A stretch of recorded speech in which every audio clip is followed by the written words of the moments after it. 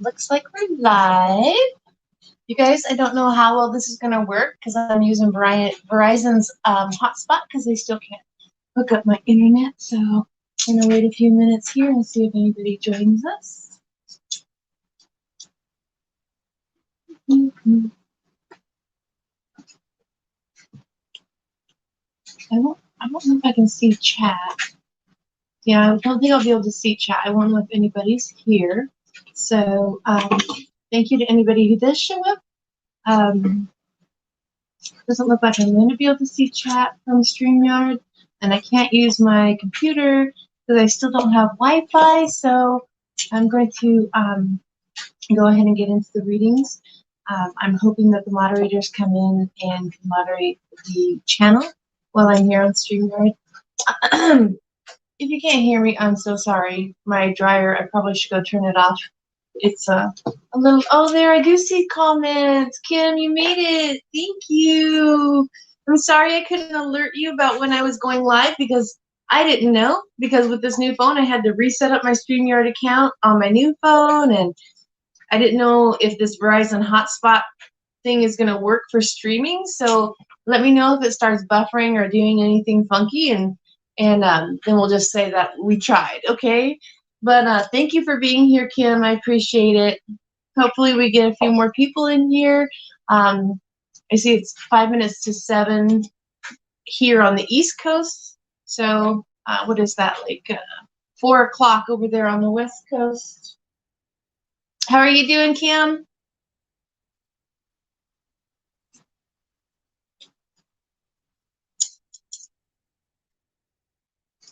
Do I feel like I'm really far away? I feel like I'm really far away from the camera. So I can pull it closer. David, hey, how are you?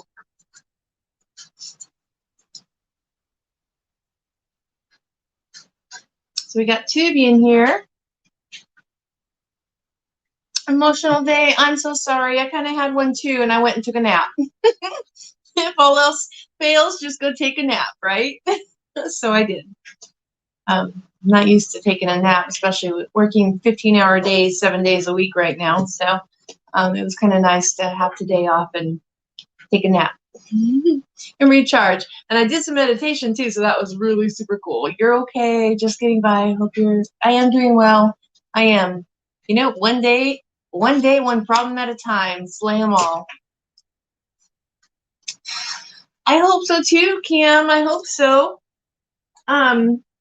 Looks like Jean may not be able to make it.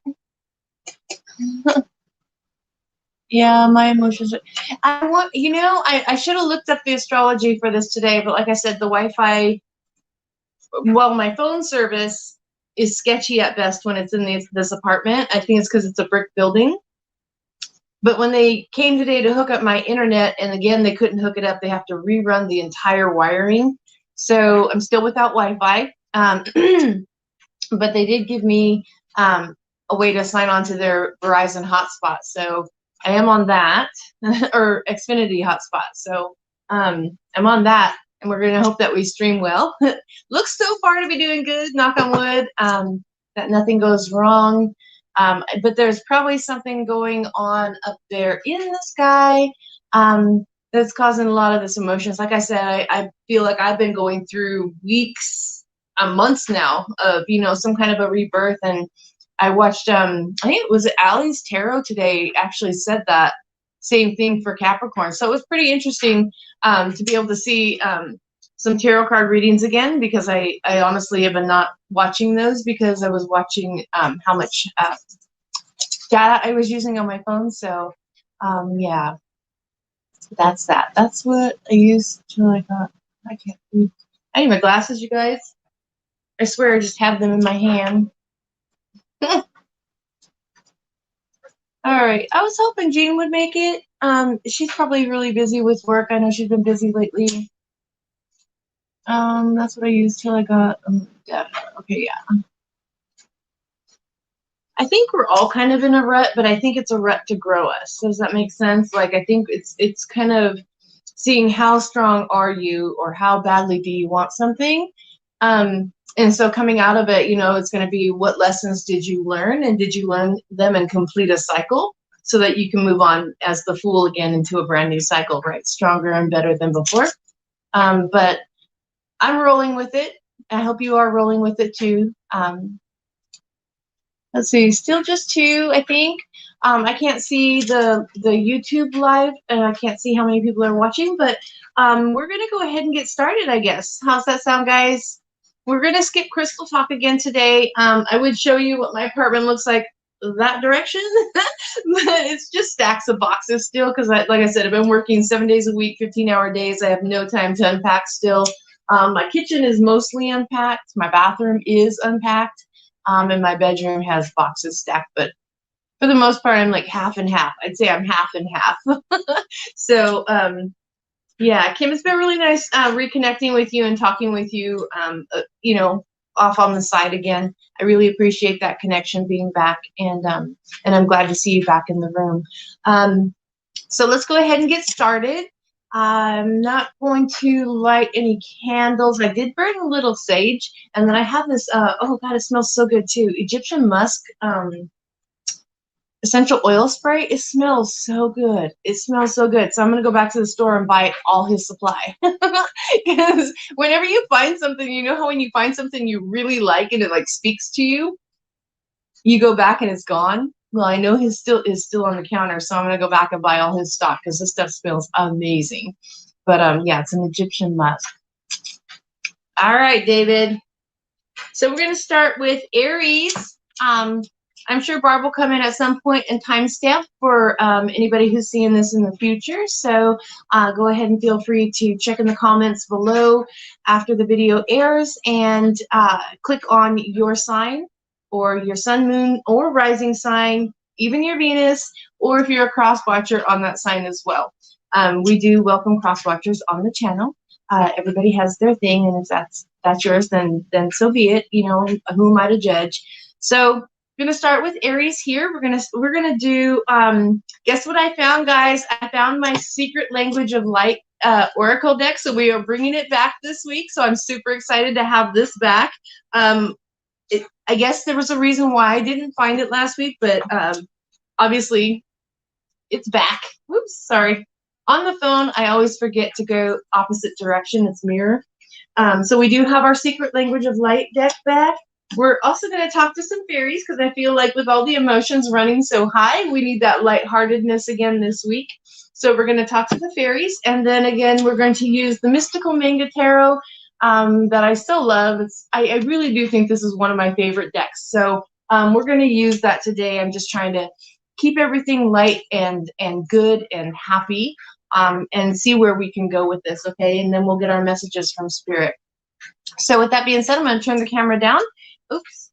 I swear I just cleaned my table and I already got something on it. I don't know what I did. I don't know what I did, guys.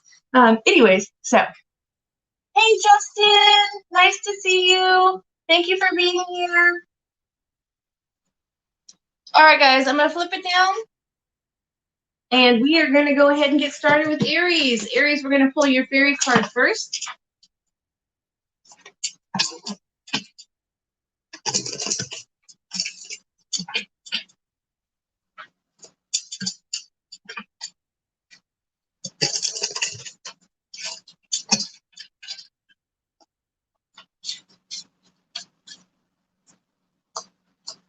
Hey, Justin, I actually used the Tarot de la Nuit last week. It was my first time using it on the YouTube channel. We used it for a clarifier of the overall readings. Aries, precious time. The fairy of time wants you to experience every moment fully and to make the most of your precious time. Be mindful not to waste others' time either. So what this is talking about is you may be running around, and I know that is some of the energy in the atmosphere, or the, you know, the astrology right now is running around and not having enough time. But if you're planning out your time somewhat, like I don't want to say like plan out your time and stick to that strict schedule, because always allow for a little bit of something, you know, that is unexpected or serendipity, right? But this is just talking about maybe you are not using your time completely wisely, or maybe not being respectful of other people's time in a situation. So with the fairy of time, Aries, this is just cautioning you to be mindful of your time and other people's time, and plan a better way of maybe using it in a more constructive way, if that makes sense. So let's go ahead and see what the reading has for you, and then we'll pull your Secret Language of Light Oracle card. Okay, what did Justin say?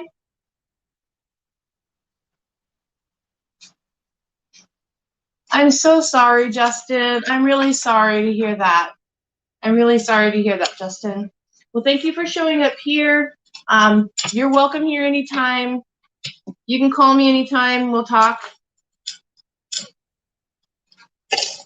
Ooh, Aries. Aries didn't want to shuffle there. I always say, you know what I always say? Something's hidden. Let's find out what it is. Maybe it's something about that time, huh? There's a secret of some kind, or something just doesn't want to be brought to light, or that you don't want to come to light. Maybe it's something you feel embarrassed about. But let's go ahead and see what the reading says. There it is again. Yes, as I'm talking about it, the cards didn't want to shuffle, and so again, that's what I say. I'm going to stick with what I said there. And on the bottom of the deck, we have the Five of Swords. Something sneaky. So Aries, again, I'm just gonna show you the Five of Swords there. Something sneaky, like I'm saying, with the cards are already telling me as I'm shuffling, is that something is hidden or doesn't want to come to light. So let's go ahead and finish this. Ooh, now something wants to talk. Spirit with us.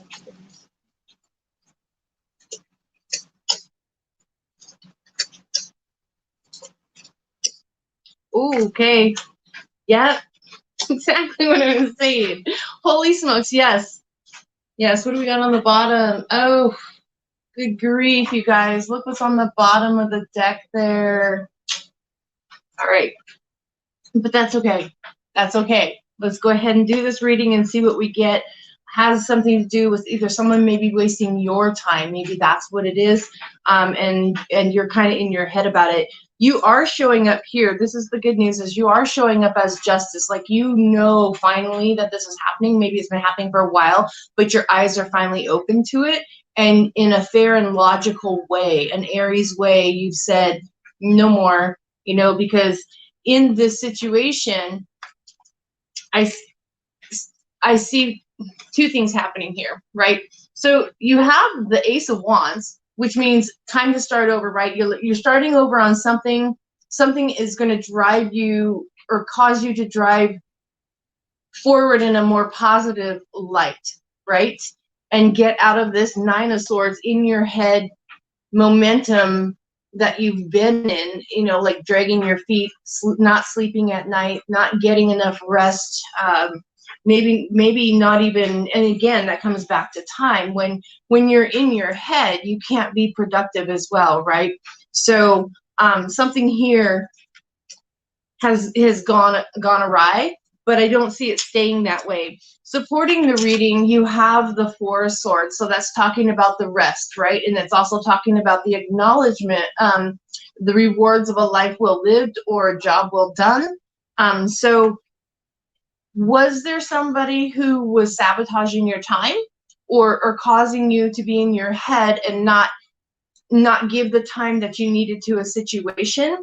But the time again has come for you to say no more. You know, justice will prevail in this situation, whatever that justice is, whether that justice is just karma coming back to support you and reward you. With your Four of Swords here, the healing is happening, right? That support card is the healing card. You're healing from whatever that was in that Nine of Swords energy that was keeping you up. Your two cards here, and I love this. We have the Knight of Swords and we have the Knight of Cups. So you have two knights, right? So this is something similarly new, but it could be, depending on, and take it how it resonates for you, this could be two different people, right? One was wasting your time and maybe in the justice, the scales, you know, were tipped in the wrong direction and the wrong favor. The eyes opening now with that Ace of Wands there, the eyes opening, you know which way to go, which one. Remember at the bottom of the deck when I was shuffling, you had the Five of Swords, that sneakiness, that you know, something that doesn't have to be as tough as it is was tough because, well, let's say it, you know, you were allowing it because you weren't seeing the full picture, but now I feel like you're seeing the full picture. Let's go ahead and see what your Secret Language of Light Oracle card says and see if we can get any more clarification on this.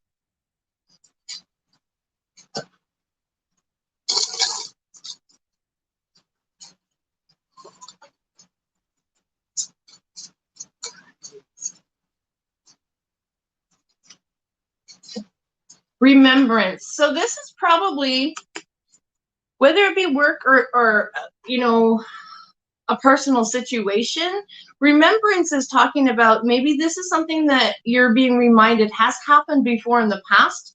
And remember how we talk about going through cycles, and if we don't learn our lesson, then we have to repeat those cycles, right? So this is reminding you of, or this has been somebody or a situation that has happened in the past.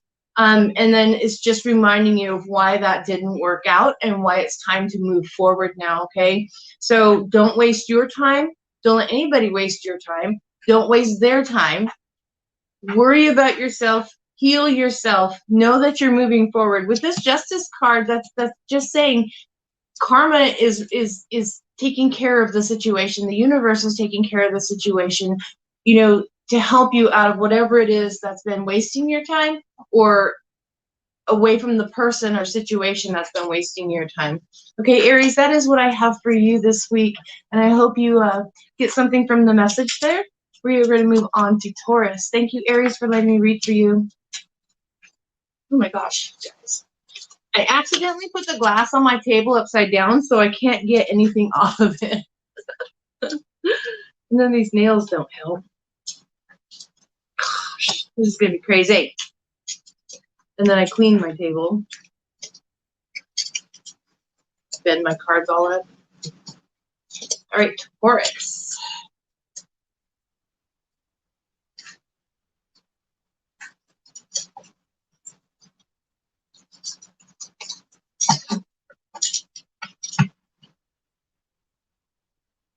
Sorry, I'm just trying to read the chat really quick in between.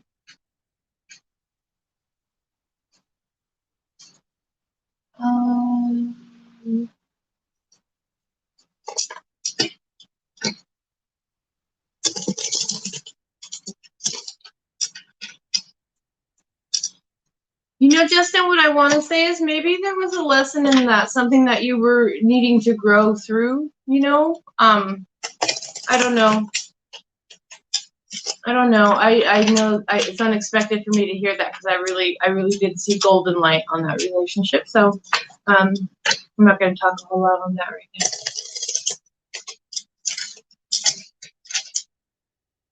Whoa. No, Taurus, you cannot have 3 oracle cards. Let's see if we can get just one. Just one, please.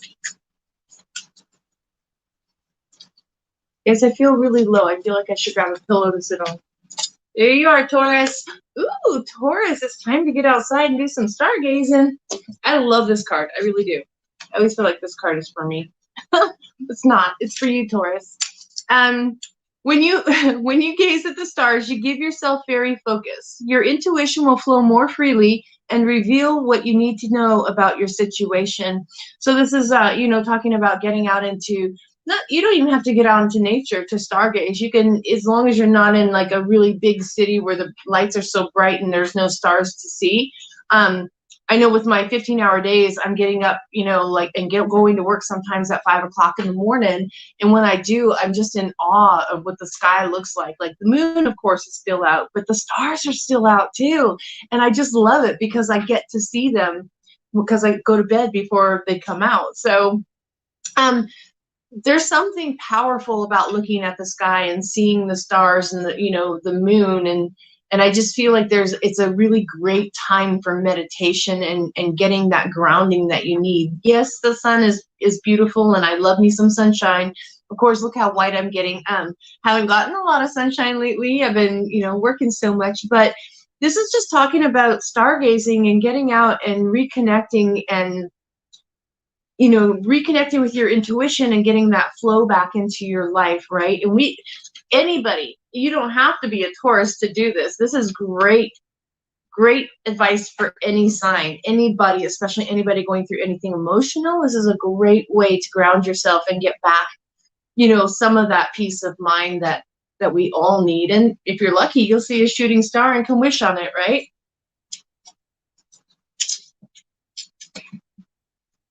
Oh, we're not there. We're on the tarot cards. Ooh, Judgment card fell out for you. What's that about?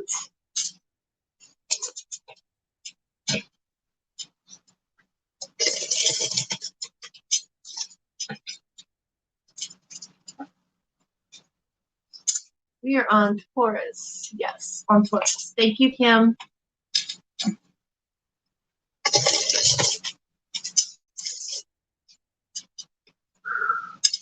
I feel like there's something really smooth going on for Taurus right now, like almost like super airy kind of going on. And maybe that's what the stargazing is about, getting out and regaining that focus, right?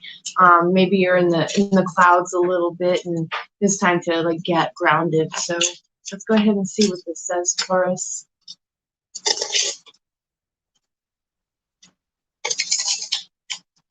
Taurus didn't like to hear that. All right.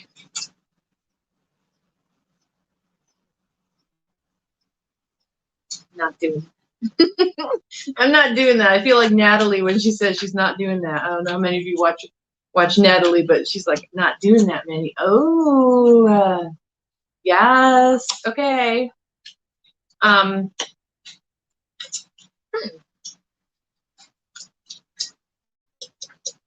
That's a little.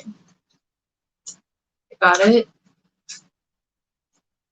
Okay, I feel like something happened or has been happening really fast, and that might be the whole feeling of heads in the cloud kind of a situation, because almost maybe your head is spinning, so you're just trying to regain your focus, and that's why you're being asked to go out and do some stargazing and regain that focus and listen to your intuition when you're out there and you're meditating on the stars and you're just staring at the sky. Your intuition is going to be the loudest because it's so quiet at night when you're doing that, so you do show up here as the 10 of Cups here in the beginning of the reading, in the center of the reading, as the 10 of Cups. We know that's all 10 cups overflowing, right? With love, with gratitude, with abundance. And so it's that happy life, happy, kind of the rainbow, in the sky after a rain. I'm feeling like this kind of happened all at once. And that's kind of what I said in the beginning with the stargazing. That was the feeling I got for the reading here. There's a page of coins. This could be a new person or a brand new job coming in, or it has come in, but it's still in its very young stages, right? It's still very new. I feel like it replaced something that has you feeling like your hands were tied, or maybe when it came about, you felt your hands were tied at first. I don't feel like your hands are tied anymore in any situation. I feel like you're going to feel those 10 cups start to overflow. And that's wonderful, because the rest of your stuff here is just amazing. So you have the page of coins. So you have coins. You have the page of coins here, right? So I mean, ace of coins. Sorry, you guys. I was like, this page of coins, ace of coins. So you have the ace of coins. This is why I really feel like it's something more financial, or maybe it's just like, it can also be an inheritance at this point. I just felt that inheritance vibe, or inheriting a position at work, promoting into a position at work, or being moved into a position at work. if that resonates for you. I don't feel like this has to do with love, but it can be somebody coming into your situation through that Page of Coins messenger, right? That maybe they are secure in their money and in their finances or their material belongings. Supporting the reading, you have the Eight of Pentacles, right? I love the Eight of Pentacles. Like, that is perfecting your craft. And that's why I feel like if it's a new job, it's weird that you would get a new job and be in the Eight of Pentacles already. I feel like it's that promotion, that recognition, that moving up, that the reward, like getting to that, what it was that you wanted or even manifested into your life. It's there. This is the architect, right? Architect of your life. Like, this is your support. You've got that Eight of Pentacles, which is also a very balanced card with that Ten of Cups. So you've got two very balanced cards, right? You've got an 8 and a 10, which I love. And then you have another 8 here. So this is really cool for you, Taurus. You have the 8 of Wands. And so we know this whole situation that I talked about from the very beginning, with the head spinning kind of feeling, and that's possibly why you're feeling in the clouds and not being able to focus.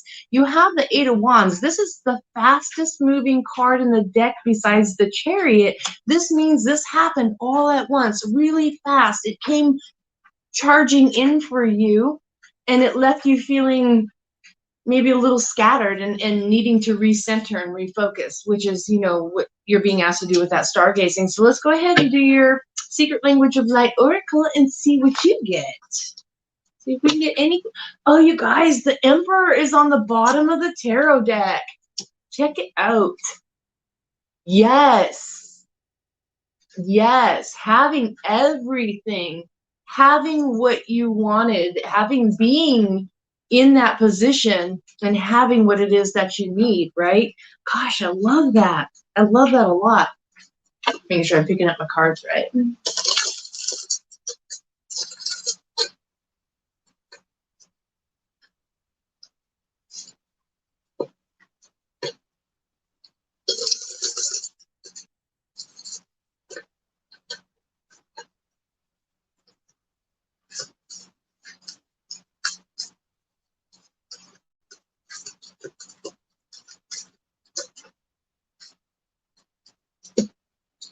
Light beings.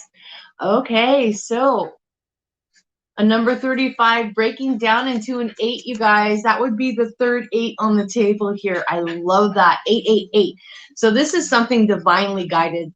This is something with infinite potential, right? Like, there is no ending. This is something so good for you, Taurus. So light beings, though, then this just talks about the ancestors and where you come from, but it also talks about maybe when you're out there stargazing and recentering yourself, getting the messages from light beings, your ancestors, your spirit guides, the universe, and getting the answers from the universe, to whatever it was that you manifested into the situation to get you out of that 8 of Swords, right? To get you out of the feeling of your hands were tied at one point, and maybe you felt like giving up on the situation, and then boom, all of a sudden it turned out to be better than you ever expected, right?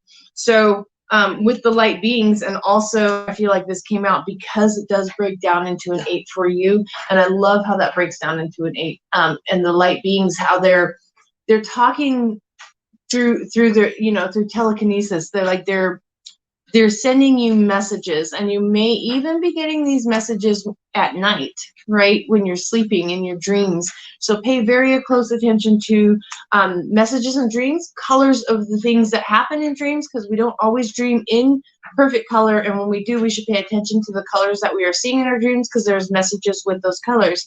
Pay attention to little things that seem odd to you, numbers, or sometimes you'll see a sentence or a name, or be told a name in a dream. There's something in that message for you. But definitely, I would say this looks like a very good reading for you, Taurus, this week, and a very good week coming up for you. So I'm excited for you.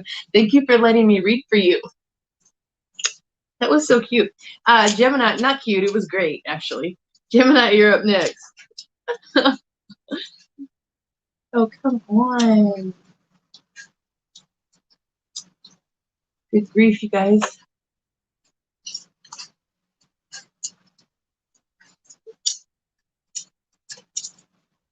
I know Kim's still here. David's in the shower.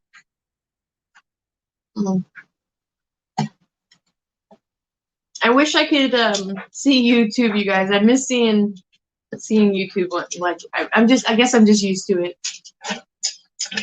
We'll see. They say they're going to come out Monday or Tuesday, if not at the latest September 13th. So I'll get my Wi-Fi back. You don't know what it's like living in a house that is super, super quiet for an entire month.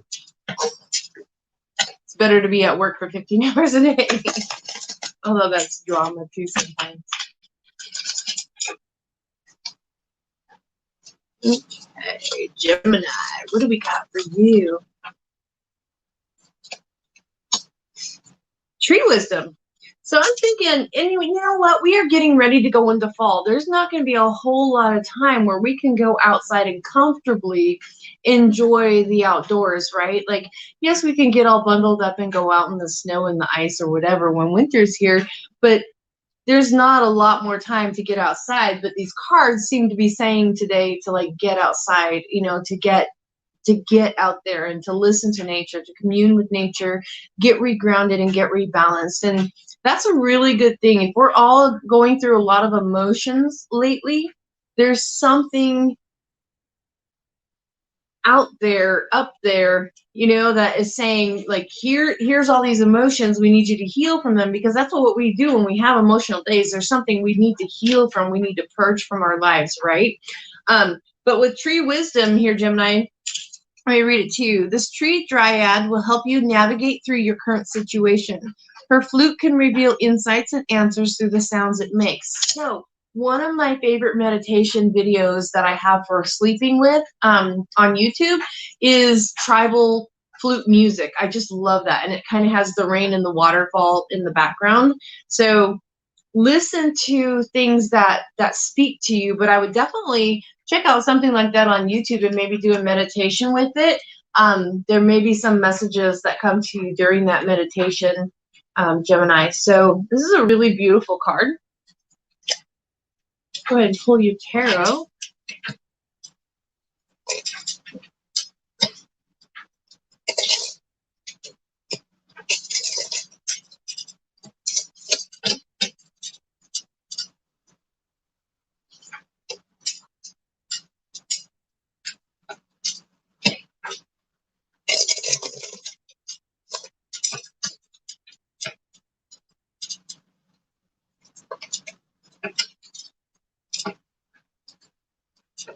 I'm getting twisted. Like, has someone been twisting your words lately? I wanna ask. I mean, like, if that resonates, then you'll know. And take the reading in, I think, in a little bit different way. I feel like something got twisted, or someone's words or message got twisted. If that makes sense. Oh. Twisted. Twister? Maybe Twister's a game? I don't know. I got twisted. Whatever that means for you. Oof.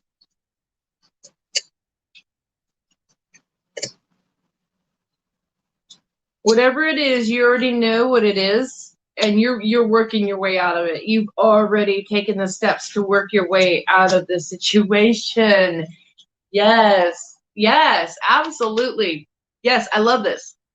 So bottom of the deck is the Nine of Pentacles. We know that's the successful bachelorette has their stuff together, right?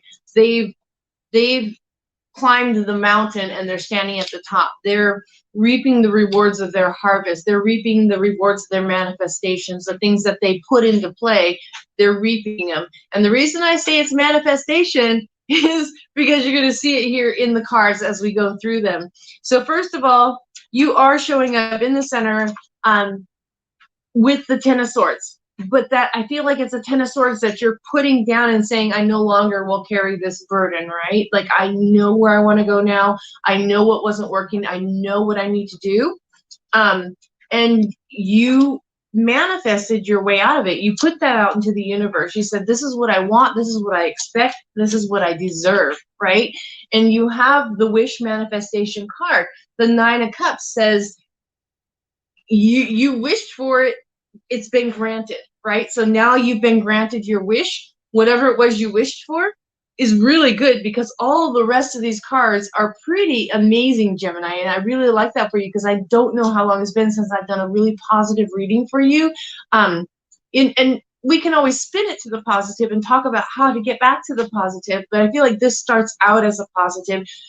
Like you're putting down that Ten of Swords. That's where you're coming from. Even though you're showing up there, I feel like it's a faded show up, right? Like the Ten of Swords is a faded look as you step into your Nine of Pentacles, right? Into your success. Ooh, below the Nine of Pentacles is the Seven of Pentacles. How awesome is that? Planting the seeds. So yes, whatever it was that you planted with that tree of wisdom, get out there, do some meditation. Maybe flute music does speak to you as it does to me. So maybe that is something that you like to hear. But wish manifestation with the Nine of Cups there. I love that. You have the Queen of Wands with that wish manifestation. So whether this was somebody that helped you, supported you, got you to, hi Diane, hi, whether this was somebody that helped and supported you to get you out of that Ten of Swords feeling in atmosphere or environment, or again, we've all been running the gamut of emotions, right, lately. So with that Queen, I feel like it was more of a support. Somebody supported you, helped you move through that, like somebody you connected with on whatever level it was that you needed to connect with them to get you through that Ten of Swords. Like I said, I feel like that Ten of Swords is fading. Like you've already decided to set those down and you're not going back, right? You have here the Ace of Wands, and so you're the second sign already to get the Ace of Wands. A lot of aces are coming out, a lot of brand new beginnings. So I feel like, again, Lionsgate Portal was supposed to be that whole clearing out so that we could start over again fresh and new, right? So that makes sense with the whole rebirthing and all these aces that are coming out in the readings. So you've got the Ace of Wands. Again, we know that's that new beginning. It's something that you're going to be passionate in your heart about, something that you're moving towards. Maybe you always saw it and you didn't think that you could have it, but you manifested it and it came true. And so now here you are coming out of that Ten of Swords saying, you know what, I deserve this. This is what I deserve. This is what I shall have, right? Supporting your reading, you have the Page of Coins. So this is a messenger of coins. This is a messenger of financial security being brought to you, right? Like it's also that earth sign. So again, we come back to that tree of wisdom for you. It can be an earth sign. It can be a fire sign. It can be somebody who has fire and earth, or in their chart, vice versa, you and them. But again, you have that tree wisdom. It's talking about getting out and reconnecting with nature, right? Again, second one this today so far. But you have that Page of Coins, earth sign, a message from Gaia, Mother Earth, from your intuition also. So earth also speaks to the intuition part of our psyche. So it's something that you intuitively knew, but maybe didn't go after, and now you're going after it. You got that Ace of Wands. You've decided to fire up your soul and move towards it, because your final outcome card is the Empress, guys. I think the last reading was the one where the Emperor was on the bottom of the deck. Here's the Empress. Like maybe a Gemini and a Taurus should get together. I'm not sure. But your final outcome card is the Empress. That is having enough. It's being able to have enough and still be able to give to other people and still have enough, right? She's the giving nurturer. She knows it, and she knows that she can, and she does. She just does for others, as well as for herself. So let's go ahead and see what your Secret Lady of Light Oracle deck or card is. I like this, Gemini. I like this. Did I say Gemini? I am on Gemini, right? Yeah. I'm not on Cancer yet.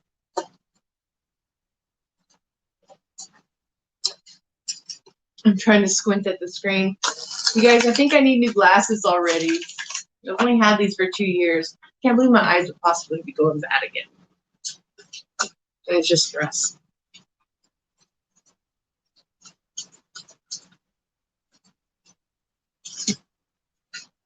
Inner voice.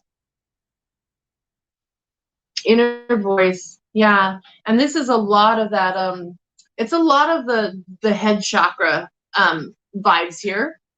So it's, you know, like when, if it were more yellow, I would say it was more of an intuition thing. I don't feel like in this one it's an intuition thing like we talked about with stargazing in the last reading there. This is more of that inner voice, and your inner voice is speaking to you through your spirit guides and your past experiences in different lifetimes, if you believe in that.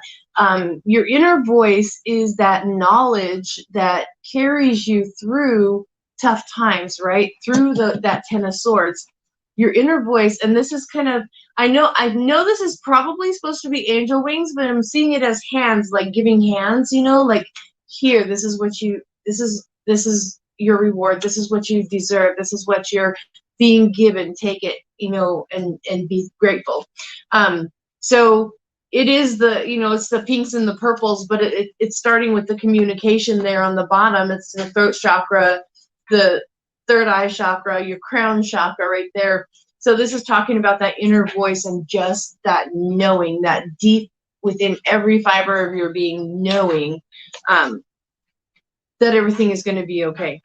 Having wished for it, getting granted your wish, coming out with the Empress here, and being that giving, nurturing soul. I feel like there was somebody who supported you through that Ten of Swords, but I feel like I said that Ten of Swords is already fading, and fading quite quickly. Like I have nothing here for action other than fire, but I feel like that Ten of Swords, whatever it was that you're coming out of, is fading very quickly, and it's not going to be long before you're completely putting that in the past. Okay, so Gemini, that is what I have for you. Thank you, Gemini. On to Cancer.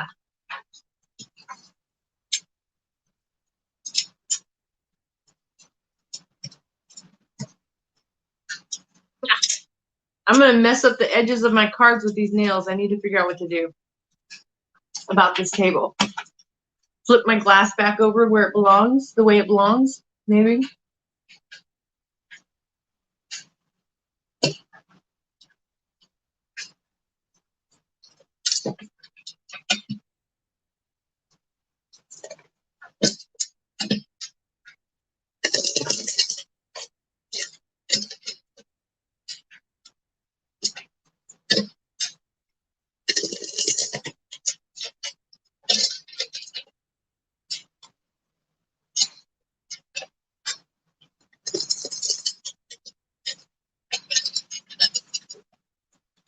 I don't know what it is. Cancer. I'm seeing something about keys, maybe keys to a new car, keys to a new house, apartment. I don't know why I'm being drawn to that. And I don't want to say it's just because I see them on the back of this card here, or these cards, because it like they caught my attention, and it was like keys to something, keys to your future, whatever it is. There's something about keys coming up in this week for you. Let's go ahead and see what it is. That was the fourth shuffle. I never do four.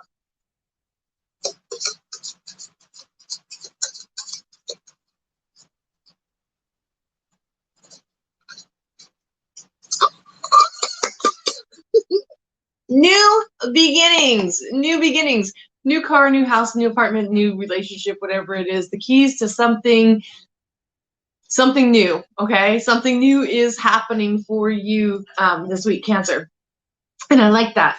You know, because Cancer is a very nurturing sign, and so they deserve to be nurtured back as well. So, welcome back, David. So let's go ahead and read Cancer's fairy message. And, oh, there's a baby here. There's two doves, there's a baby, and there's a fairy. I'll show it to you here in a second. The fairy godmother heralds the joyous news of a new baby or the birth of a cherished idea. Protect and nurture your ideas as you would a baby, right? So that's something new. It doesn't have to be brand new, but it could be new to you, Cancer, coming up in this week that is being birthed for you. And that's very exciting. amazing to have something new and cherished coming into your life, right? But how beautiful is the card? Can you see the baby sleeping in the bottom and the two doves? So it can be the birth of a new relationship also. So keep that in mind as we go through the tarot cards here. But that's a really beautiful card for you, Cancer. I hope you guys can't hear my dryer. I'm washing my shower curtain.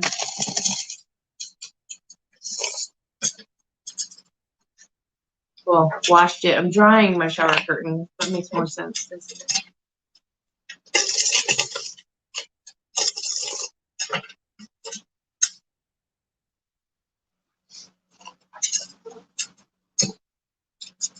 Oh, the Sun card. I love that. The happiest card in the deck, Cancer. Something really wonderful is happening right now for you. Yes, I like that.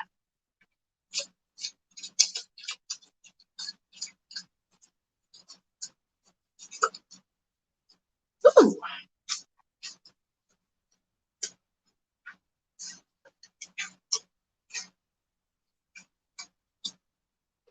Okay.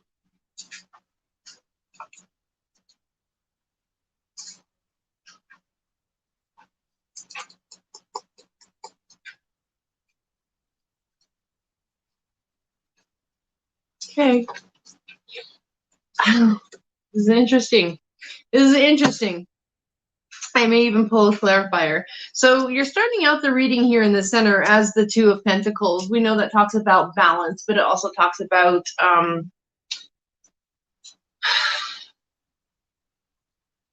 the feeling of imbalance. Like I wasn't, remember what I talked last week about how I wasn't listening to my body. I knew I was stressed out. I knew I wasn't eating, and then to black out at my door. It's kind of like talking about finding your balance before you get to that consequence, right? Finding your balance, the need for a balance here. Also possibly a choice between two things. Now, still trying to figure out how keys are working into this. There is still something new. We know with the new beginnings card there. The ships coming in and having to juggle the two ships, maybe spreading yourself a little thin between two things and having to bring those two things together so that they are harmoniously working in your life together instead of against each other. So because you do have the Six of Wands here, and we know that that is the victory, right? It's the overcoming, it's the victory, it's the parade, and it's the celebration. Well, a celebration card, but I'm going to say celebration because of another card that came out down here. It's more of a celebration of something going in the right direction, like having made the right decision here with, if it was a choice that you had to make with the Two of Pentacles, or if it was just bringing the two together to work harmoniously together, right? Because you have the Six of Wands here. That's that, like I said, the victory in the parade, right? It's the celebrating the accomplishment or whatever it is. You have the Page of Swords. Now, I actually heard a reader today talk about the Page of Swords in a way I'd never heard it spoken of, but to me, the Page of Swords is that message that is the inkling, bringing that inkling of clarity, right? I did find it interesting what they said, but I feel more when I read intuitively, especially with the Page of Swords, I feel like that is the message of clarity, like where you were out of balance here, finding that way. It's the new beginning of finding that way to make things work more harmoniously for you, right? Again, we come back to that new beginning Oracle Fairy card. So we go up from up here with the Six of Wands down here to the Four of Wands. This could be the marriage. It could be the portal that you've stepped through. It can be just that whole new balance, a new contract being, that you've been able to sign. And to me, I feel more like it's a contract, and marriage can be a contract as well. There's a contract that has been brought into into the situation for you, or is being brought into the situation for you this week, right? I love this next card because it supports the reading, but I feel like this contract and this new beginnings card go hand in hand, and then you have, to clarify, you have that celebration card, right? So let me see. Try to get all three of them in here. So you have all three of those really great cards coming out here for you. But you had to, again, the Two of Pentacles was saying something was out of balance, right? So you had to walk away from something in order to go towards something better, right? What wasn't working for you, what wasn't serving you, what was not in your best interest in the past, and decide to move forward and stop with that out of balance feeling there, like listening to your intuition. You do have the Hanged Man as your outcome card, and in this situation I feel like it's more of seeing things from a different perspective situation, right? It took being out of balance and making that decision with the Page of Swords to put things back in balance and see things from a different perspective as a new outcome, right? Because this is a choice that we make. So making that choice to see things from a different perspective kind of let that light bulb go on. And the Page of Swords, you know, was there to be like, okay, yeah, here's your light bulb. This is where you need to go. I'm going to illuminate the way, and now you're going to get your new beginning, right? So let's go ahead and see what the secret language of light has for you.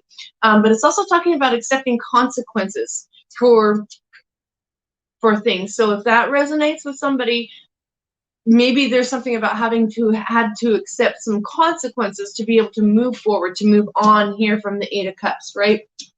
So let's see what the secret language of light has for you.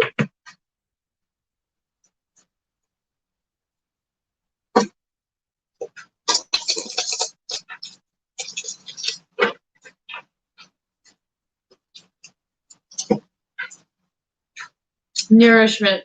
So this breaks down into a 5. It's a number 23 card talking about nourishment, right?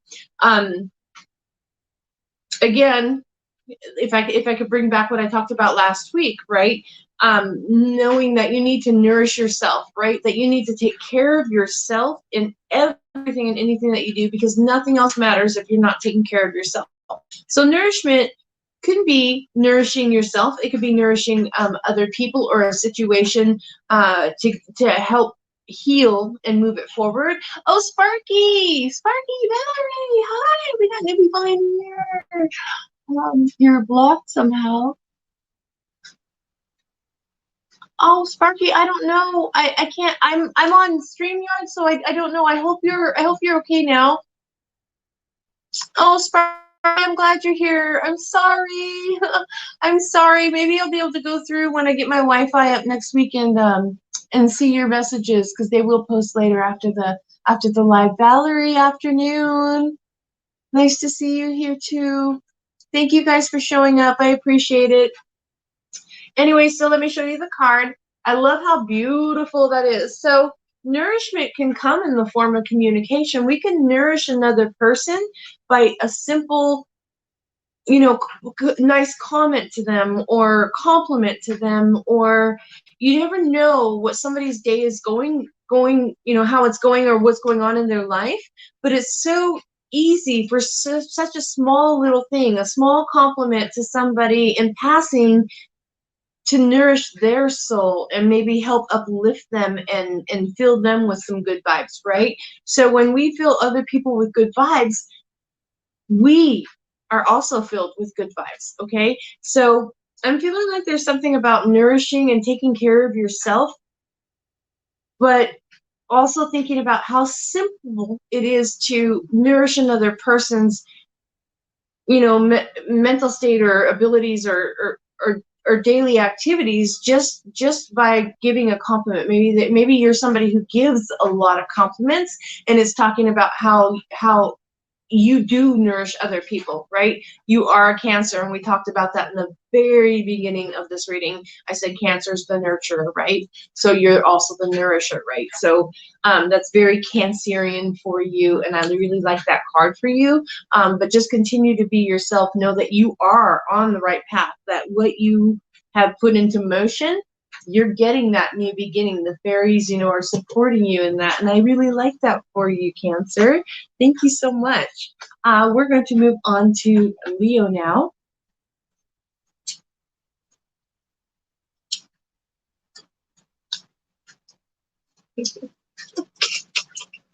I can't with these nails, you guys. I can't.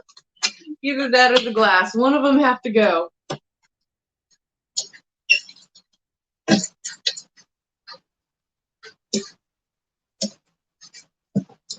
Leo.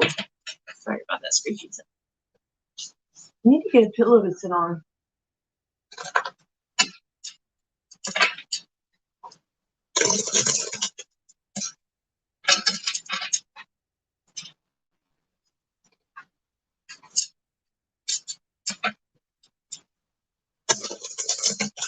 My neighbor upstairs just got home. She's really loud. She's the tiniest little thing. I don't know how she can walk so loud.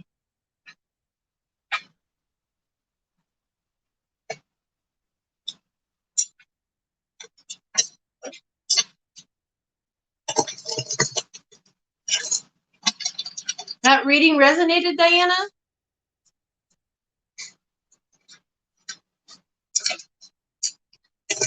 Or was it something I said? I don't know. I'm just now seeing what you wrote. I could be behind the times. Who knows? I'm just happy to be here with you guys, reconnecting, doing a live. Ooh. Ew. What did I say? Everybody get outside. Get outside. Oh, I like that. I was called to look at the bottom card, which I don't usually do with the oracle cards, but you also get the protection on the bottom. It's the fairies of protection are shielding you with magical fairy ring of love and light. Practice psychic protection before embarking upon any spiritual work. I feel like that's a message for everybody as well. You know, always protect yourself when you're working in anything that has to do with the spiritual realm, right? But I love this. So this is the second time this card came out from the fairies. So for you, Leo, you're getting that stargazing card again too. But in this time, I'm looking at it and I'm seeing her seeing through something, like seeing through a veil, seeing through in your stargazing that you're being asked to do. Again, that's the meditation, and we talked about how calming and regrounding that is, and how so many messages can come to you in that kind of a quiet, calming situation. I'm feeling like there's a fog that's going to be lifted for you coming into this next week, right? But definitely get outside and do some of that grounding. Take some time to gaze up at the stars, even if it's like me getting up and going to work at 5 a.m. to see the stars. Take some time to appreciate them, thank them. You know that stars have always been seen to mariners as, you know, they're guiding. It's their map. It's their destiny, so to speak. You know, where am I headed? They follow those stars, right? So I feel like there's something about the stars that are going to speak to you. Speak for you even in this next week, or maybe have already started, but you're definitely being called to pay attention to that, whatever it is. So let's go ahead and do your reading, Leo. I know you had kind of a messy reading last week about relationships, so and feeling a lack of love or something, was it last week? So let's see what you're going to see, or lack of support, I think it was. I'm not sure. I'd have to go back and look at last week's. But let's go ahead. And of course, last week will resonate differently for everyone and their situation. Okay.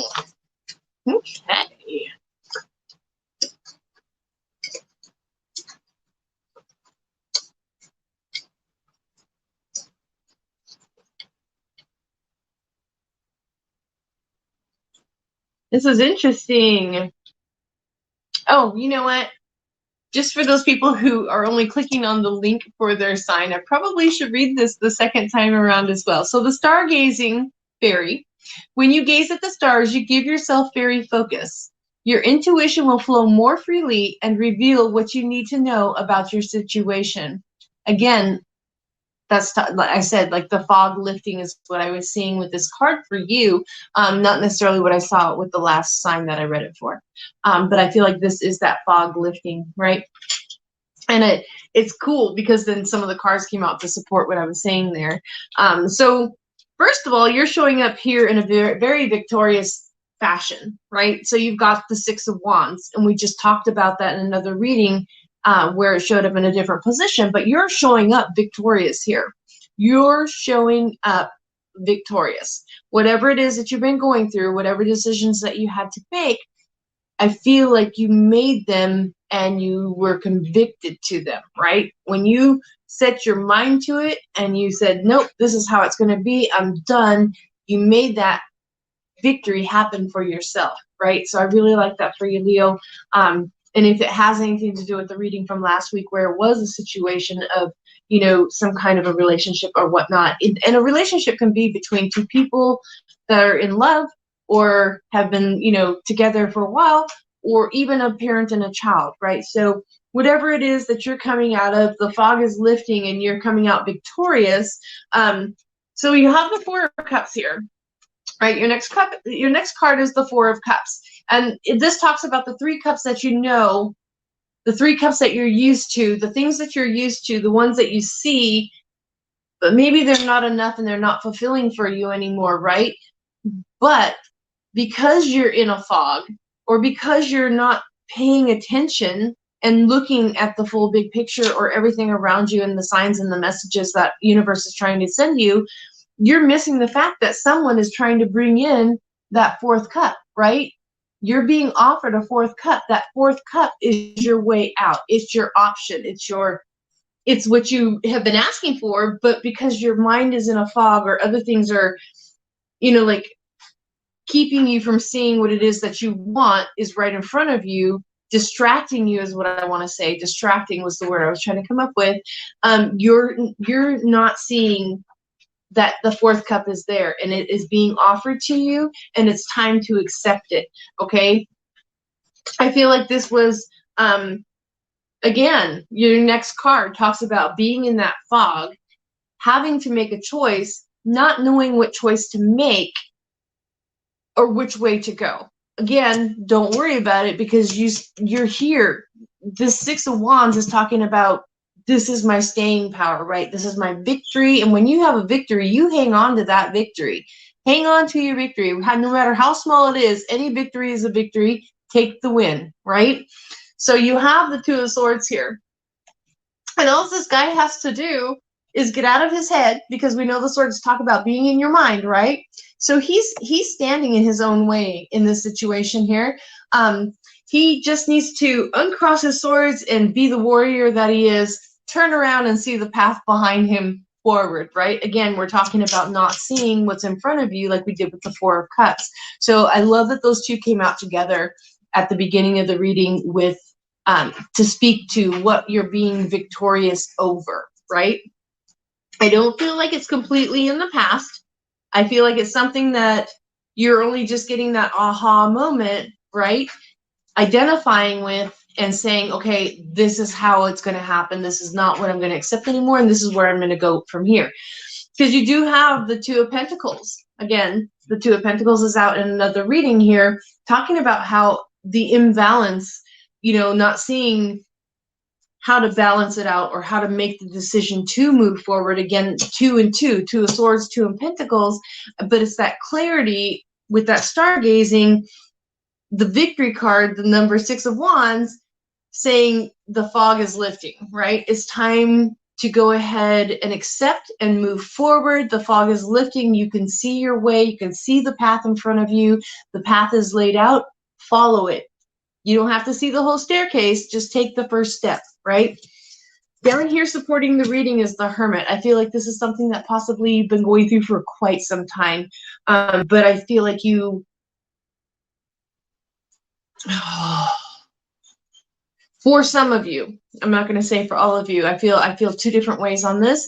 I feel like for some of you, you put yourself into that hermit mode, you know, like not necessarily hermit, you literally put yourself into a recluse mode where you just kind of like cut yourself off, right, from anything that would hurt you. I'm not seeing the Three of Swords here or anything like that, but maybe anything that could hurt you or disappoint you per se. I feel like you put yourself into that hermit mode to find your footing, if that makes sense. Like with the Two of Pentacles, you have to find your footing. I feel like you found your footing, and that's why you're showing up with that Six of Wands here as the victorious person, right? Remember to continue to look back at that stargazing card and think, okay, the fog is lifting. Don't let anything bring that fog back down on you, right? Stay victorious, stand in your power, and continue to move forward. Like I said, if you don't see the whole staircase, it doesn't matter. Take that first step and have faith, right? Again, you're the second reading, I think, back to back here that has the Hanged Man as your outcome card. That's just seeing things from a new perspective. And I love that it came out with the Four of Cups again. So the Hanged Man with the Four of Cups is just talking about seeing things in a new perspective, in a bigger picture, in a brighter light than you have been seeing it as the Hermit card here in the previous past, or the more recent to even, I feel like this has been years kind of for you. So Leo, I feel like you're coming out of it. Like you're ready to move on, move past it, right? So let's go ahead and see what the secret language of light has to say for you. I do not want to ruin my cards. Come on. I talk to myself, you guys. Have you noticed?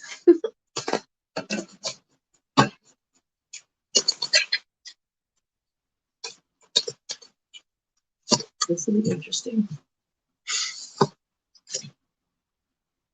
Divine Feminine.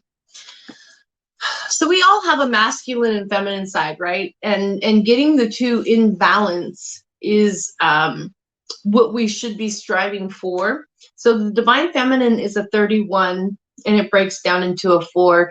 This is just talking about being more, it's calling you to be more nurturing, maybe more nurturing to yourself. So again, we didn't do crystal talk, but I'm going to talk a little bit about a crystal here that I feel like would be very beneficial to you this week, Leo, would be the rose quartz. If you have a rose quartz that is small enough that you can carry in your pocket, or if you're like me and you put it in the side of your bra, if you have one small enough, I would definitely say carry a rose quartz, or at least put one under your pillow at night, to help bring that self-love and appreciation to you.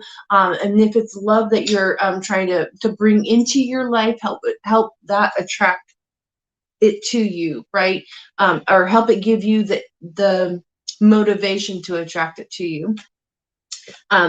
Mindful of your thoughts, though. Leos can get in their head a lot and tend to, without realizing, get into a little bit of a negative cycle.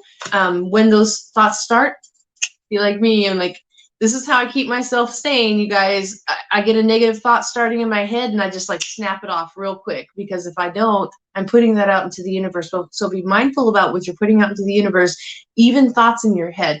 You calling me? Hold on, what? Kimber, am I doing it? You're doing great, Kim. Thank you so much. I appreciate everything you're doing.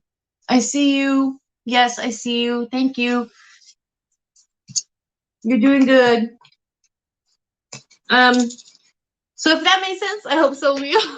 It made sense to me, especially the whole fog lifting situation. Like, I feel like you've been in a fog for a while, and whatever it is that was keeping you there, know that the fog is lifting, that you're coming out very victorious going into this next week. So yes, rose quartz for Leo.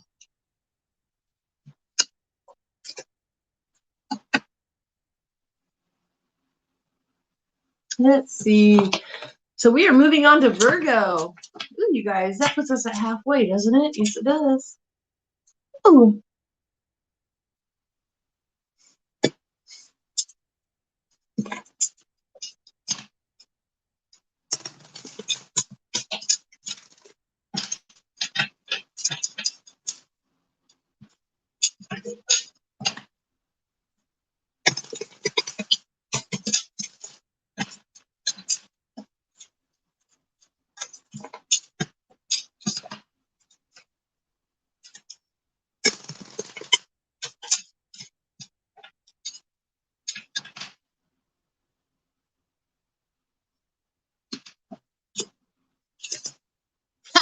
Nuh-uh.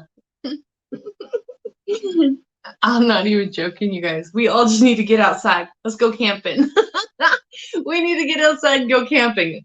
There's something. So this is the second time that this oracle card or this message from the fairies has come up as well. This time it's coming up for Virgo. Virgo is I have a sister who's Virgo, and she's always been so very much into plants and gardening, and I always think of her as like the epitome of Mother Earth kind of thing, you know, the nurture. But so I love that this came out for Virgo, because that's how I view Virgos is through my sister.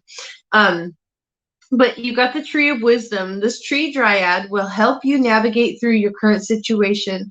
Her flute can reveal insights and answers through the sounds it makes. Again, we're talking about music. Find the music that speaks to you, Virgos. And that's funny because I hear bird song. I hear something about bird song. So maybe you like to listen to the birds and drink your coffee in the morning. I'm hearing something about bird song for you though. But whatever it is that brings you that joy, that speaks to your soul, the music that speaks to your soul, whatever that is, definitely for this week, get out into nature, get grounded, feel that, you know, that earthy vibe that Mother Nature, you know, Mother Earth is trying to communicate to you. I feel like she's trying really hard to communicate to you. Get grounded, okay? Do some meditation or just some sitting out on the deck with a cup of coffee and listening to everything that you hear. And I love to do that. I close my eyes when I go outside, and I try to see how many sounds I can pick out. You know, like I get to that calm spot, and then I just start to try to count how many different sounds I can hear, even if it's the wind, this bird, that bird, a dragonfly, you know, someone's air conditioner thing going in the backyard, or just I try to pick out as many sounds as I can, because the more I can pick out, the better my clarity of mind is, right? And so it's just one of the things I like to do, and it's part of my meditation that I like to do when I'm just sitting outside and enjoying a cup of coffee or a cold drink. So yeah. I don't really want to talk about it, but at the bottom of the deck, I was shown the Nine of Swords. So there may be something that you've been in your mind a little bit about, or maybe you're just not getting a lot of sleep. Maybe, you know, getting out in nature and getting grounded and calming your mind will calm your aura and help you to get some more sound sleep, if that makes any sense. And that may only resonate for a few of you Virgos. I know Virgos tend a little bit on the, they're super, super sweet, but tend to fly off the handle really fast when they're aggravated. So maybe there's just something that you're being told to like calm or pacify a little bit by going out into nature and doing some of that.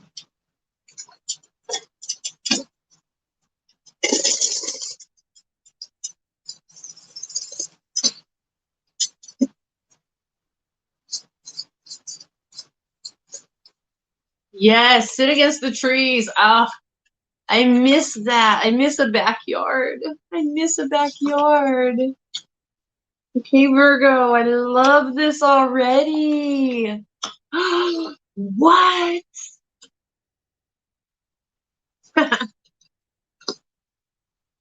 Wow, Virgo.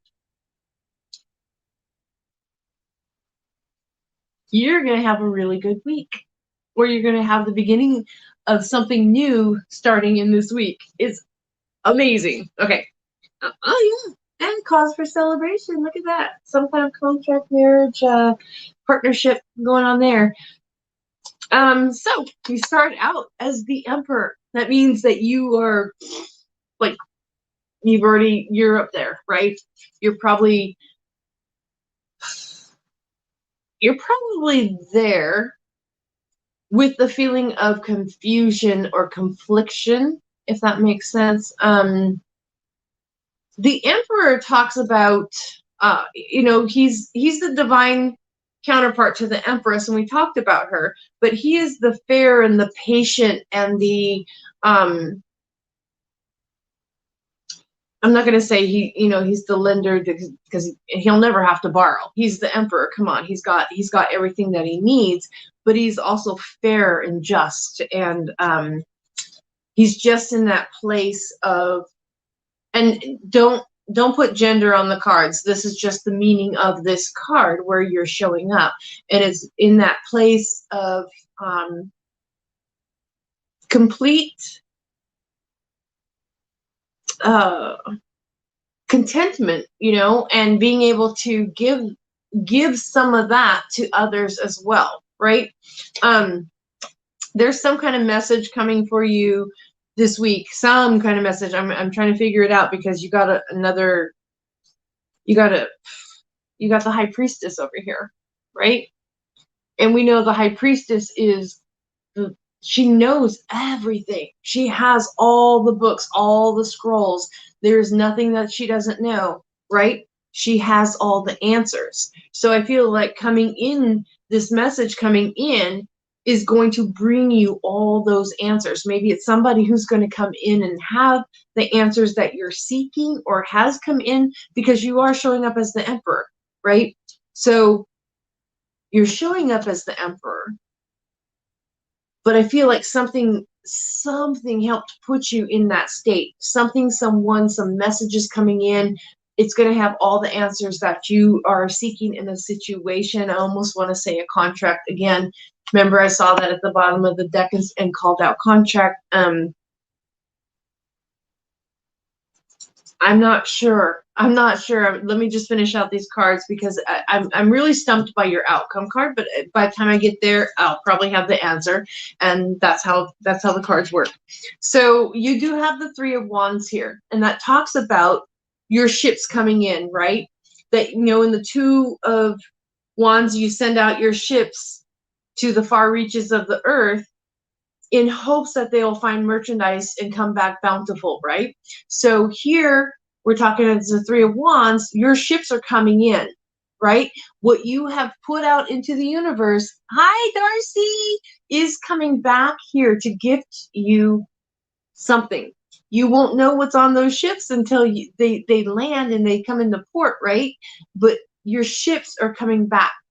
Whatever it is you've put out there is coming back.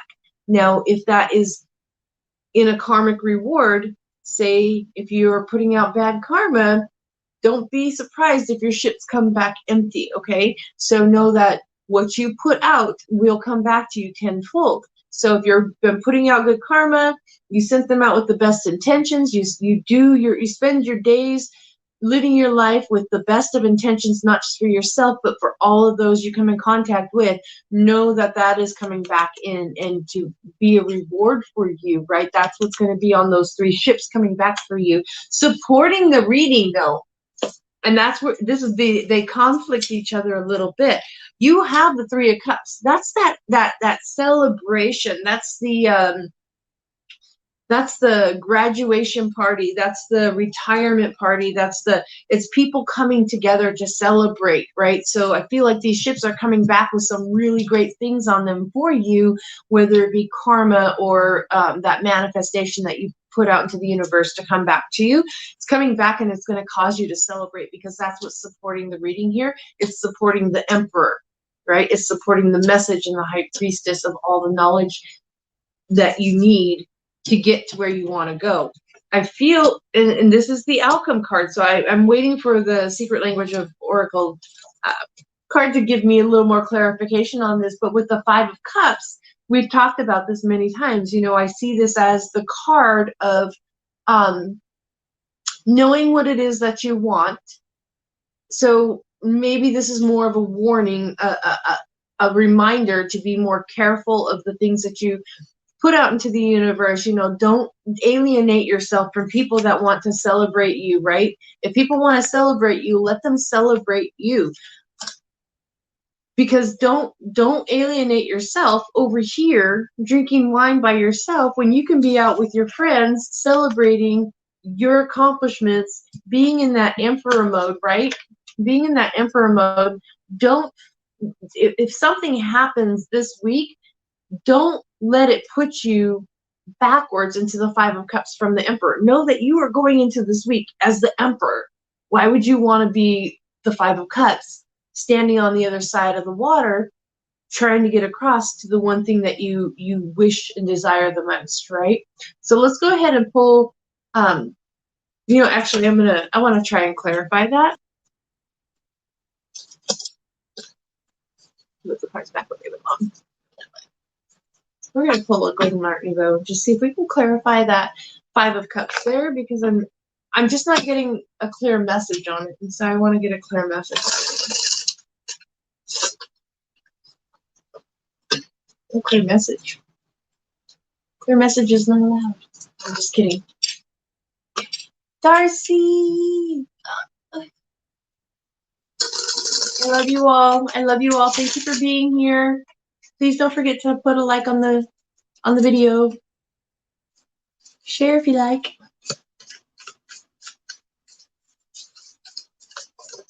Ooh.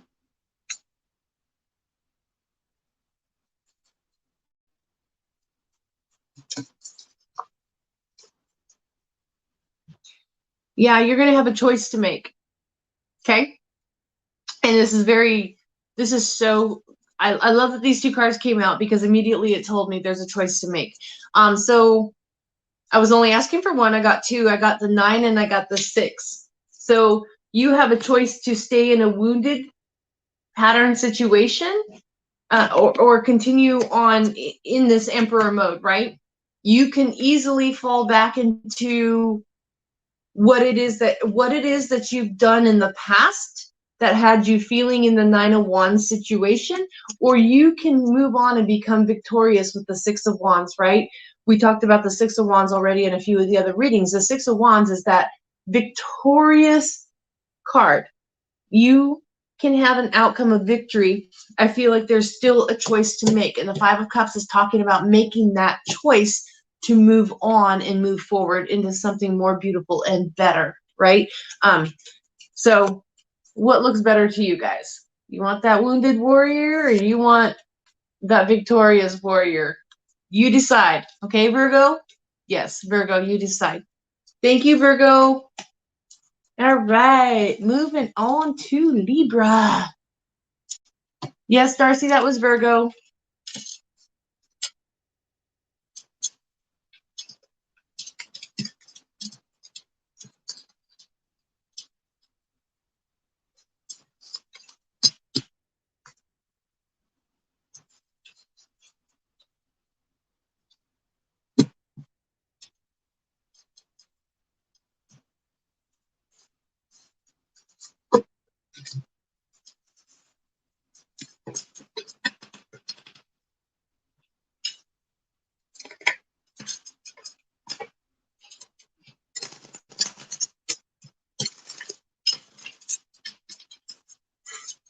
If you see me looking up, it's because this woman, she comes home from work and she just runs back and forth across her floor.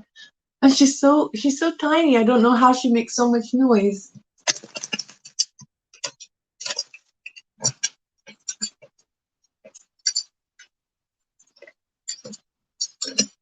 So Virgo, we are going to pull your fairy card. Let's see what the fairies want to come out and play.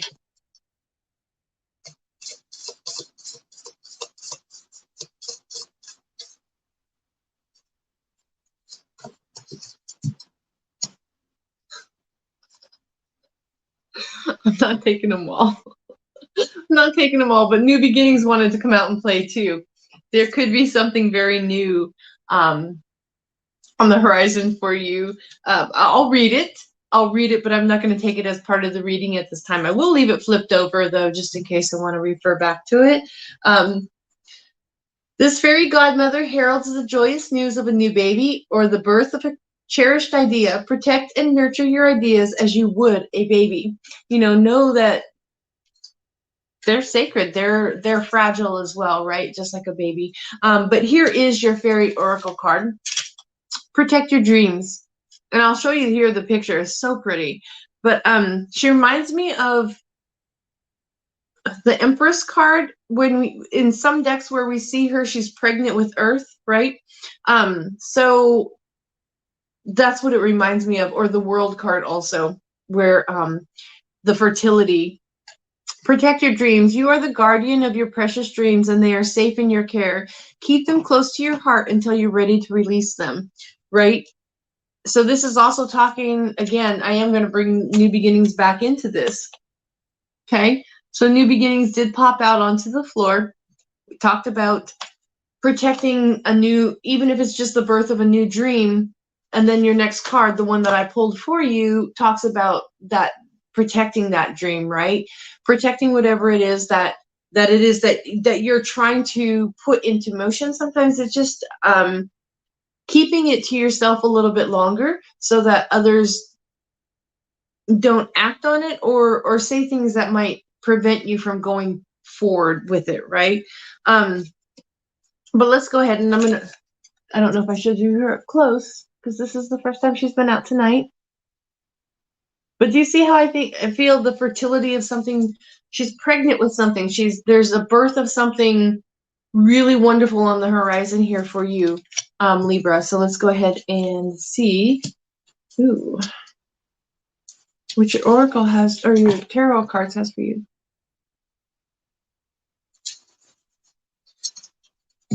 Bottom of the deck is moderation. Something in moderation. I don't know if that resonates for everybody or just a handful of you.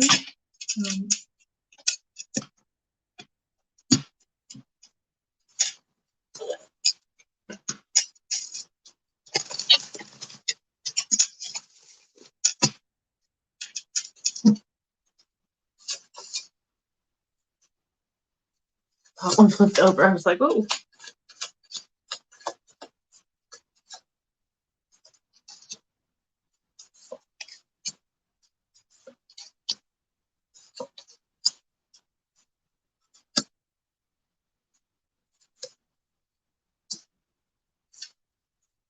How many times has the Six of Wands been out today? With both decks, by the way. King of Swords on the bottom of the deck. Talk about him in a minute.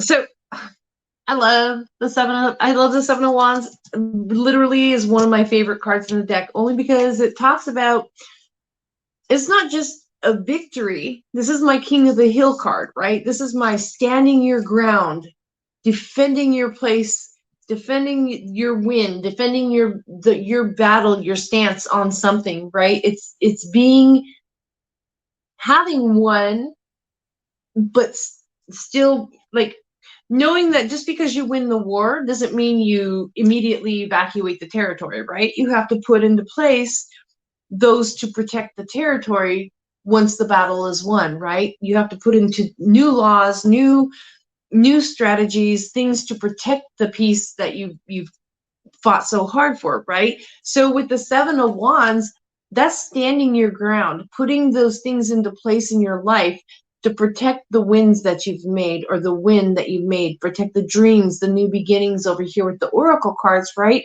Whatever it is standing your ground and protecting it. So this is how you show up as that victory, but putting into play the things that are going to protect those victories or victory that you have, depending on how it resonates for you. But you also have the Six of Wands. So we're talking about that victory again. Like, you're getting two very strong victory cards here, right? Two victory cards, two protecting your dreams, new beginnings cards, right? So two victory cards, the parade, the celebration of the victory. If it's been a tough week, you're about to be rewarded for that, right? So when we go through tough times, it's to grow us, right? For us to become victorious over the situation that made it tough for us, right? To grow us into our next situation. We can't, if we don't learn from our previous or current situations, we can't grow to the next level, right? So this is a leveling up for you. This is standing your ground, protecting where you've come from and what you've overcome, and moving into a new calmer situation, but putting into into place those things that protect what you've already won against, right? So again, like you got the High Priestess, second time out tonight. Only one other person was, granted the High Priestess tonight. That is that all-knowing, the knowledge, the answers, having, knowing what things to put into play to protect your ground, to protect your winds, right? To help you stand your ground. It's having the answers, knowing that the answers are going to be supplied to you. They are going to take care of you. The universe is answering you. It's going to take care of you, right? You're showing it down here. I love this. I love it. Your support card says that you have had a lot of burdens lately. You're getting that 10 of Wands, right? It's time to put down those burdens, though, because you've gone through those things that have hurt you or been tough and strengthened you. You are coming out with the 9 of Pentacles, that successful bachelor, bachelorette, right? Having the things that you need, having everything that you need and not having to worry anymore, like getting onto the path of being that successful bachelor, bachelorette, right? Having everything that you need, being furnished with, from the universe, everything that it is that you need. I feel like, because your outcome card says, and it makes sense because of the birth and the new beginning and the protecting your dreams and the birth of a new dream, right? You have the Chariot. It's happening. It's like happening, and it's going to happen really fast for you. It's going to clear out the old. In the meantime, continue to stand your ground. Know that you're being supported. Help is on the way to help move you forward and not put you back into a negative situation. Just be ready to move. When the universe says move, here's your urge to move, but have in place all the things that are going to protect the wins and the lessons that you've already learned, because whatever this new beginning is, again, that's so weird. Protect your dreams. Seven of Wands is standing their ground, protecting the wind, right? I feel like that is the biggest message for you this week, Libra. So thank you so much. Let me go ahead and get you a, Cherry. Let me get you a message from the secret language of light. I think that's pretty cut and dry there, Libra. There's something that you need to, just stand your ground. Know that whatever it is that you've gone through, you're victorious at this time with that 6, not just the 7, but you have the 6 and the 7, right? Those are 2 victory cards. There's a victory that you should be celebrating, getting ready to celebrate and move on, but stand your ground in the meantime. Don't backslide, okay? Oops. Make sure I have them raised up.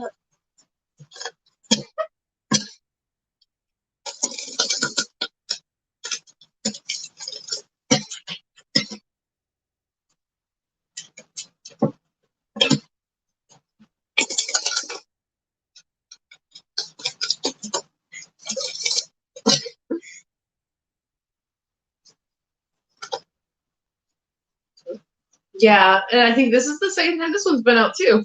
We're getting a lot of repeating cards, and you guys see me shuffle them, so I don't know why, but obviously that is the energies that the universe is trying to talk about, and it can be why most of us are going through a lot of emotional stuff, right? So you're getting number 28, your inner voice, using your inner voice and being intuitive and knowing that inner voice knows more than we know, right? That inner voice isn't there by chance. That inner voice is there to guide us. And when we become more aware and more open, the more we hear that inner voice. You are being called to listen to that inner voice. Know that you are being supported in this week. So this is the picture of the inner voice, talking about the communication, your third eye chakra and your crown chakra. Listen, but stand your ground. No backsliding, whatever it is. I did see that moderation card at the bottom of the deck over there. So if there's something that you're over imbibing in or possibly overindulging in, know to take it into moderation, put it back into the perspective of moderation, okay? So moderation is definitely key for you, but so is listening to your inner voice this week. Thank you, Libra. We are moving on to Scorpio.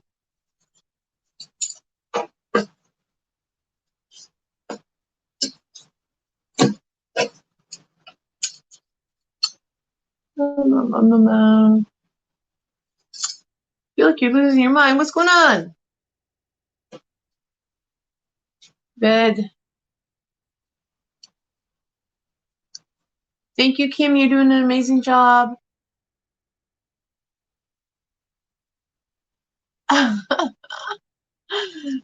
Joan. Welcome. Welcome, Joan. Oh, this is Joni. This is Jason's Joan, isn't it? Hi, Joni. Thank you for being here.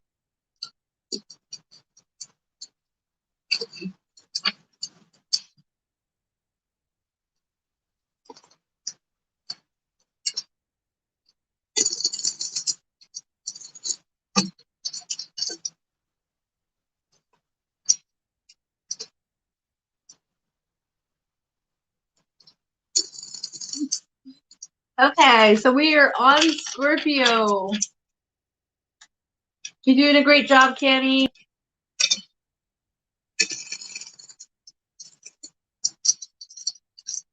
See what fairies want to come play with Scorpio. Or fairy.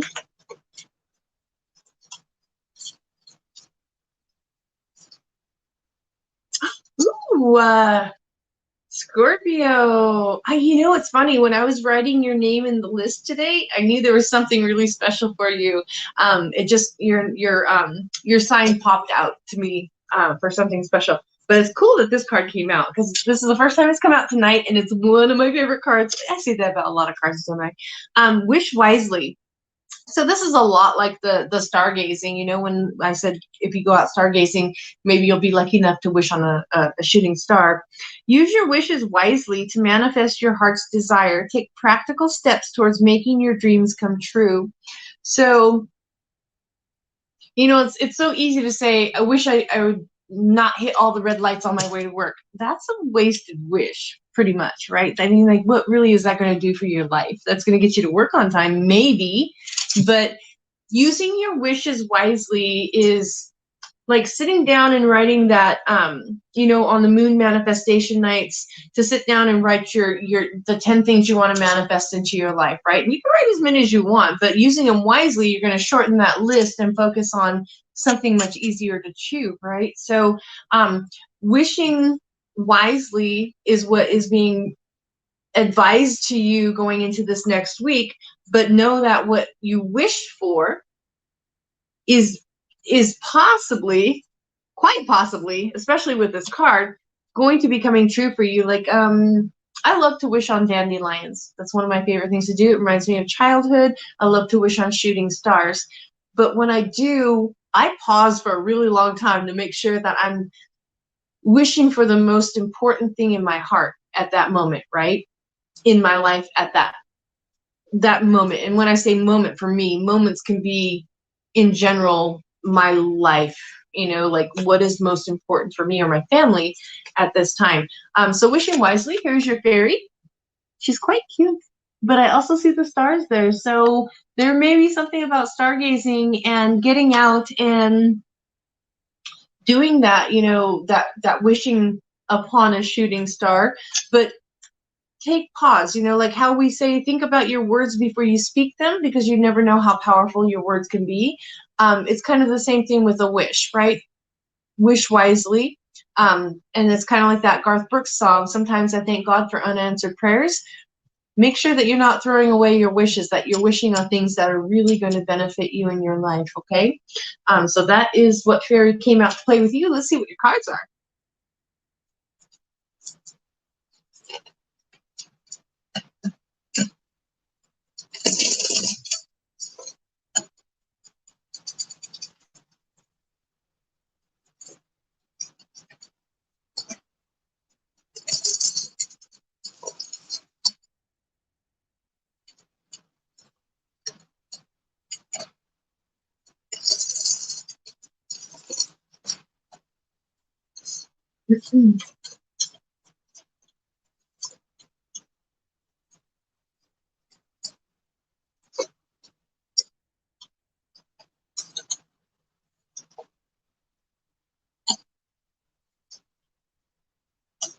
Yeah, sometimes it's easy for us to wish for something because we've been feeling in a lack mindset, that we might wish for like an instant gratification kind of situation. And that's okay. I mean, if you want to think small, but I would say think larger picture going into this next week. If there is a lack that has been happening in the recent past for you, or even the very recent past, I feel whatever the situation, it's easy to wish quickly to get yourself out of that situation. But sometimes, remember, we have to go through things to grow us, right? Sometimes we have to feel the full experience and be accepting and like I said, experience it and grow through it, right? I feel like there was a period of you've got two fives here. You got the five. Let me just be blunt. You got the Five of Pentacles and you got the Five of Cups. So it's knowing where you want to go, but it's more having been you're being supported by that Five of Pentacles, right? I don't feel like the Five of Pentacles is supporting you and pulling you back into that lack mindset. But I think it's here more to remind you of where you've come from, what you've overcome, what do you want your big picture to look like, right? So you do start out as the Page of Wands, the messenger, right? So this is a messenger of something, again, something new, something desirable to you, right? Something that is on your heart, okay? In a passionate kind of dream, like maybe it's something that you have wanted to do for a while and just didn't feel like you were in a situation to do it or had the finances to do it, or whatever it was. I feel like with that wish wisely, maybe it's more there for some of you to say that you to acknowledge the fact that you have used your wishes wisely to move past these fives, right? Because fives are that they're those difficult situations for the most part that just you have to have fives in order to move on to sixes, right? So with the Page of Wands, you're in this situation of there's a message coming to you to keep moving forward, to keep whatever it is that you're doing to move forward and not backwards. Don't slip and slide backwards, right? Keep continuing to move forwards, because you have here with sorry, you guys, I've got to change the glass on my table the right way.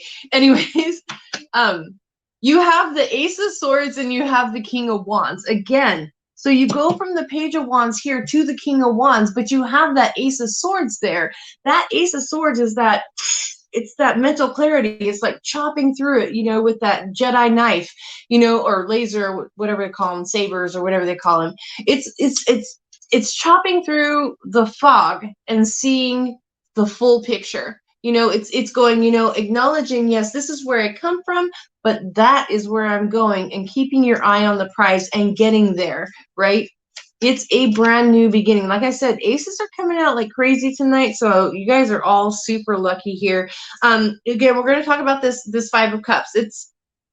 I feel like in this reading that that this is where you've been. You were at one point standing on the other side of the river, looking at everything that you desired on the other side of the water there, but you made that decision to cross the river, right? To stop drinking alone and partying alone or whatever it is, doing it on your own. You decided to walk towards your happiness, right? You crossed that river You saw what it is that you wanted. You let go of a difficult situation that had you feeling like you were in that lack mindset, that had you feeling like you were out in the cold on something. And your final outcome card is the Six of Pentacles. You will lend and not borrow. You will no longer be in that Five of Pentacles situation. You will no longer be in that mindset either. You will be in that situation, in that place of balance, like I said, like where you will lend and not borrow, right? Whether that be a compliment, whether that be attention from others, and whether that be financial for you, you will lend and not borrow. You will get out of your head. Bottom of the deck here, that Nine of Swords there. Don't, get out of your head and don't slide backwards. I'm getting that really strongly with this reading, is don't slip and slide backwards. Don't fall back into old habits or thoughts or processes that were holding you back. Continue to move forward. Continue to see the great advice coming from these cards here, with your King of Wands and, the message of the Page of Wands into the King of Wands and the Ace of Swords here. Continue to see the bigger picture, to use your wishes wisely and manifest into your life what it is that you want. And for some reason, I'm getting that whole sit down and write that list for you of the things that you want to manifest over this next month with the moon. So let's get your Secret Language of Light Oracle card and see if we can get any clarification on this for you, okay?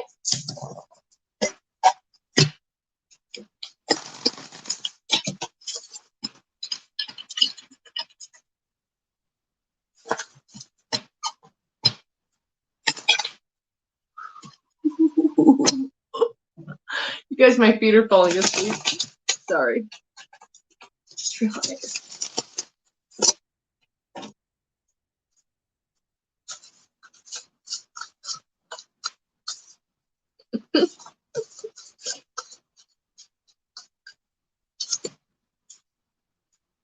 I love it for you. I love it, especially with those fives, you guys. So the yin and the yang, right? Knowing that nothing has gone wrong. Everything happens for a reason. Every single thing happens for a reason. And I have to remind myself of that daily, probably multiple times a day. I no more do the WTFs. I'm just like, okay, it had to happen for a reason. There is no more WTFs, right? Nothing has gone wrong. The yin and the yang. You can't have a rainbow without the rain, right? Everything has consequences. Every action has a reaction. Everything has a reason. So know that nothing in your life has gone wrong, that this is the number 7 card. So the number 7, it talks about a victory, like we talked about that in another reading today.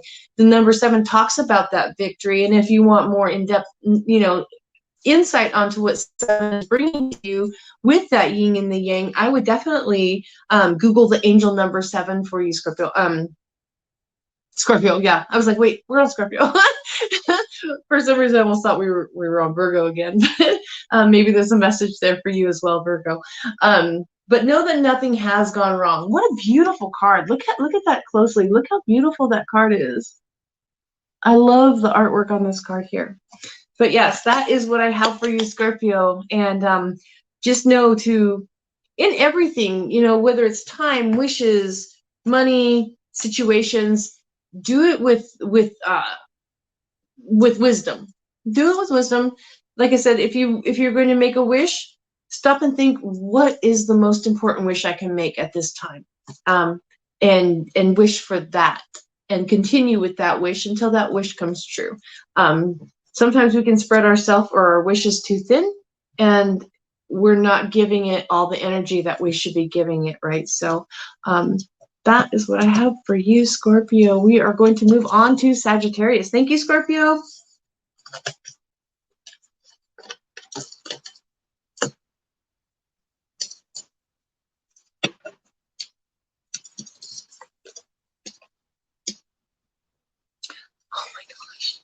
Is that what I did? I think I put a fairy card in my oracle deck over here. when I was shuffling, I saw color, and I'm like, I think I have a card flipped over in there. It is. I put my, you guys look at this. I put a fairy card in my secret language of light deck. Can you see it? Oh, which way? This way. That's funny. That would have been funny if it would have come out as somebody's oracle.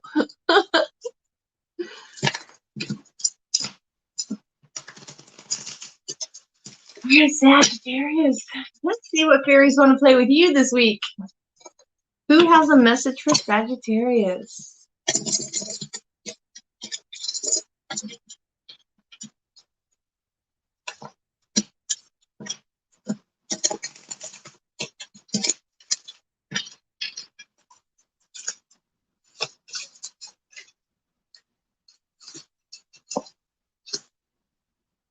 Ooh, I like it, Sagittarius. I like it a lot. So you get lost and found fairy. And I really like this because, you know, so many times we can, so things can come in and out of our lives more than once.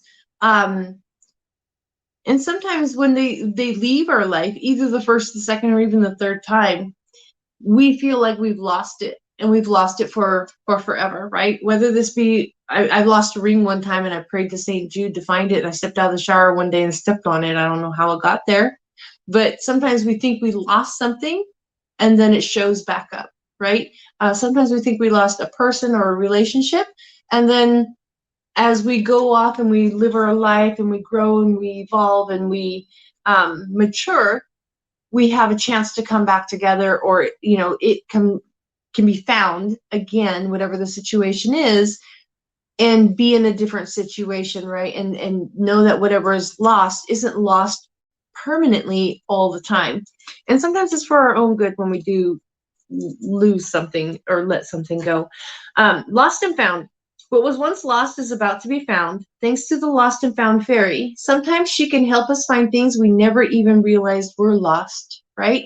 So sometimes when we think we broke up in a situation or a relationship and we let it go and we feel like, you know, like I've healed and I've moved on, I feel like there's something coming back that is, you're going to think was lost, or you didn't even think about it as lost. Like you had already moved on and hadn't given it another thought, really. Not a lot of thought anyways.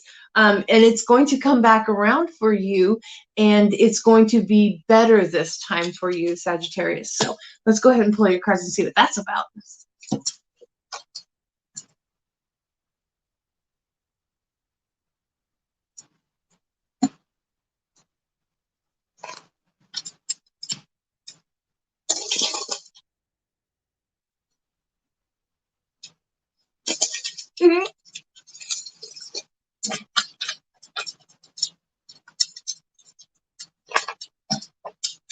It's going to be a surprise. It's going to be a surprise. You're not going to be expecting it.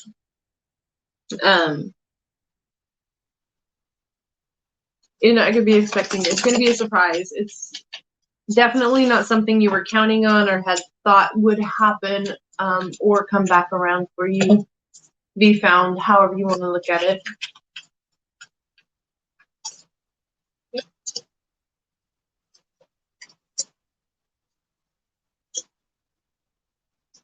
Yes.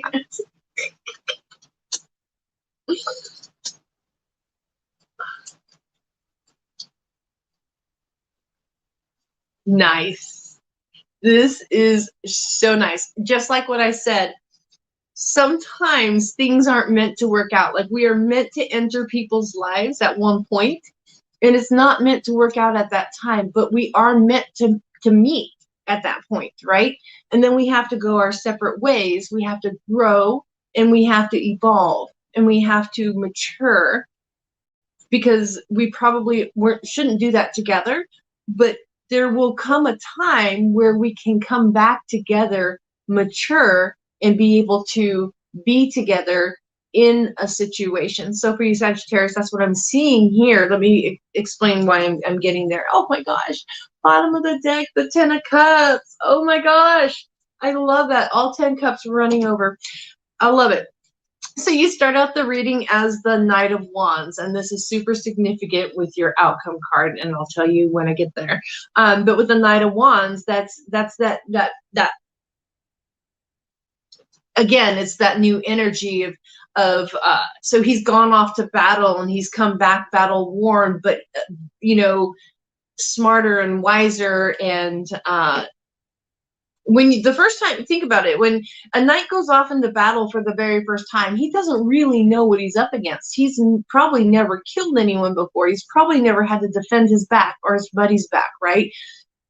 When he comes back from that first war, he sure knows, and every time he gets a little stronger and a little better and a little wiser, and a better knight, right? So starting out the reading, you don't have just you coming up as the Knight of Wands, the very fiery, passionate, maybe got a lot of fire in your chart there. You literally have the page, or the Knight of Wands, the Knight of Coins, the Knight of Cups. I can't make it up, you guys. You got 3 knights right there. This is your right shoulder, your left shoulder, your devil, and your angel.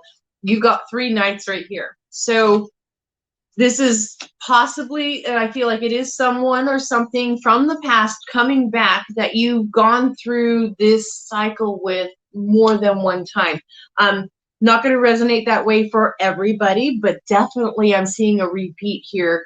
And each time there's a progression, there's that growth, there's that maturing, right, into a different person or relationship style. With Temperance down here, like I said, I feel like this is a past situation or person coming back. I feel like it's that balancing act of being able to stay friends when you're not together.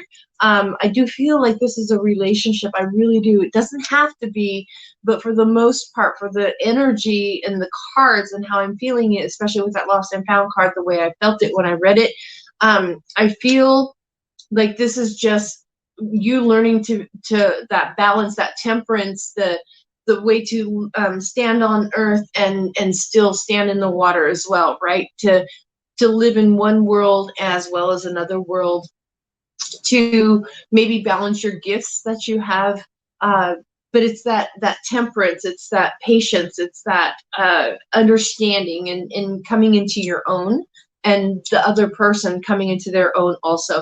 I don't see this as 3 knights coming for you, or you being a knight with 2 people, 2 suitors. I really don't. I see this as a reoccurring relationship, but if it does resonate that way, then so be it. That's how it resonates for you. But I feel like this is more of a reoccurring situation that's matured over each instance, right? And this is really cute. So supporting the reading, we have the Page of Swords, right? I think that you're in a more mature place right now where you're going to see, with that Page of Swords, he's bringing that message of clarity, of maturity, and how to move forward in this. I don't feel like there's more meetings going on, you know, like in the future, like breakups and meetings kind of situation, trying again and trying again. I feel like this is moving forward into that final victory for you guys. Whereas, and the reason, I just love this. So with the Knight of Wands, remember? So the Knight of Wands is the beginning of something, you know, he's the knight who's going off into battle for the first time, and then turns around the second time, and then the third time. Your final outcome card is the King of Wands. So you go from the Knight of Wands to the King of Wands, right? The maturing, the growing up, the progression, the getting to where you need to be able to move forward and live healthy in whatever this relationship is. Okay, let's go ahead, and that's pretty straightforward. It's very straightforward. Let's go ahead and get your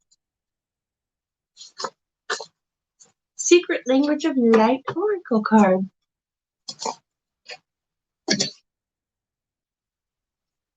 Making sure I'm not missing anything, Kim.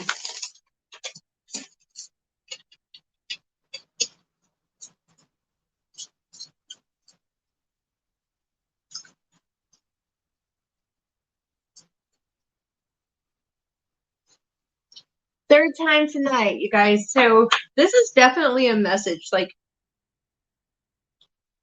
with a couple of the other oracle cards, a lot of signs were being called to meditate, to get outside, to get grounding, to do that, you know, like get out there and get back with in touch with Mother Earth and the universe and the messages and the spirit guides, right? God and source. So number 28, inner voice. Again, this is the third time tonight that a sign is being called to listen to their inner voice, right? Speak kind to yourself. Speak with this blue here. It's talking about a lot of communication. Speak kind thoughts to yourself. Speak kind thoughts to maybe it's just talking about opening up that communication again to maybe try one more time with this person. But the communication is the foundation of being able to know, to listen to that inner voice, the third eye chakra, the crown chakra, and know what it is, where it is that you want to go, know and be accepting that we all have past, right? We all have a past. That's not where we're living. We're living in the present for the future, right? We are living in the present. We do not live in our pasts. So don't hold anything that happened in the past against any situation, right? Go forward with faith. What was lost is now being found for you. So Sagittarius, that is exactly what I have for you. And thank you so much for letting me read for you. That was interesting.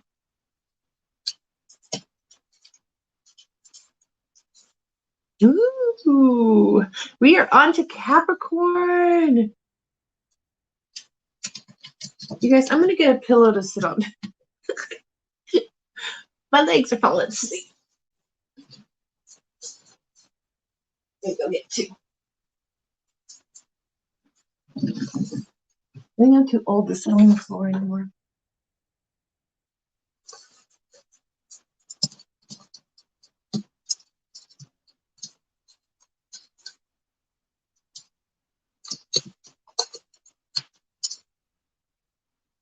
Yeah, I forgot that you have the 10 of cups on the bottom of the deck. Like, that's all 10 cups overflowing.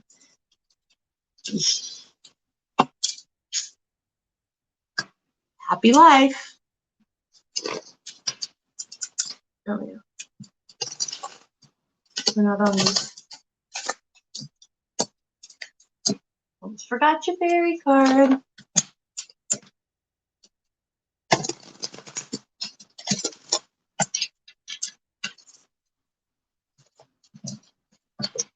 Capricorn, let's see what fairy message you get this week.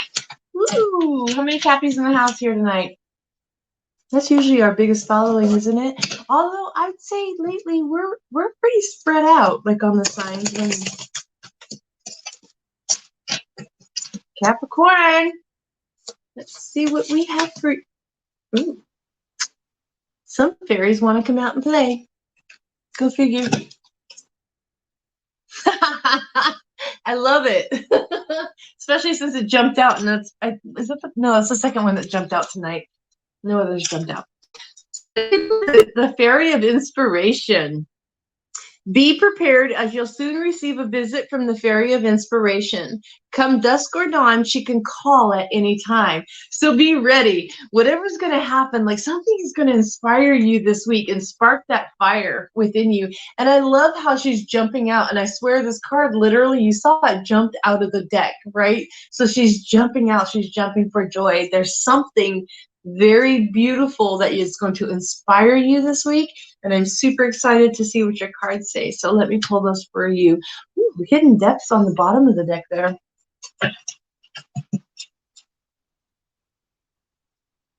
Weird, and it goes with that card too. Hidden depths. Something hidden is about to come to light, perhaps a secret or memory at the back of your mind. When we expose what's hidden, we become free. And we got the inspiration, and it can happen at any time, right? So let's go ahead and see what else we have. What are your tarot cards, Capricorn?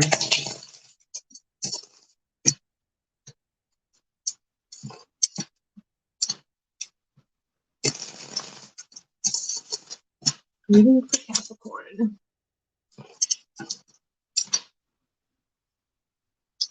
Number on the fairy cards. Fairies don't have numbers on them, princess. Is that what you meant? Yeah, the fairy cards don't have numbers on them. I mean, I could look up in the book what page they're on, I guess. I can give you a number if you want me to. Really ever look in the book.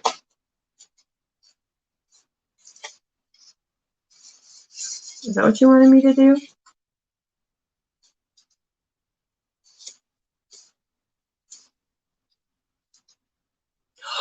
Weird, I turned right to it too. Page 56, number 11. If that's what you wanted, that's the best I could do. There's no numbers on those cards. Number 11. That's my mini duality. Also 2. It takes 2 to make things go right. Sorry, I can't sing. Don't make me sing. I'm not allowed to. Oh, if I read yours, that's not fair that I didn't read any other signs. All right, Capricorn.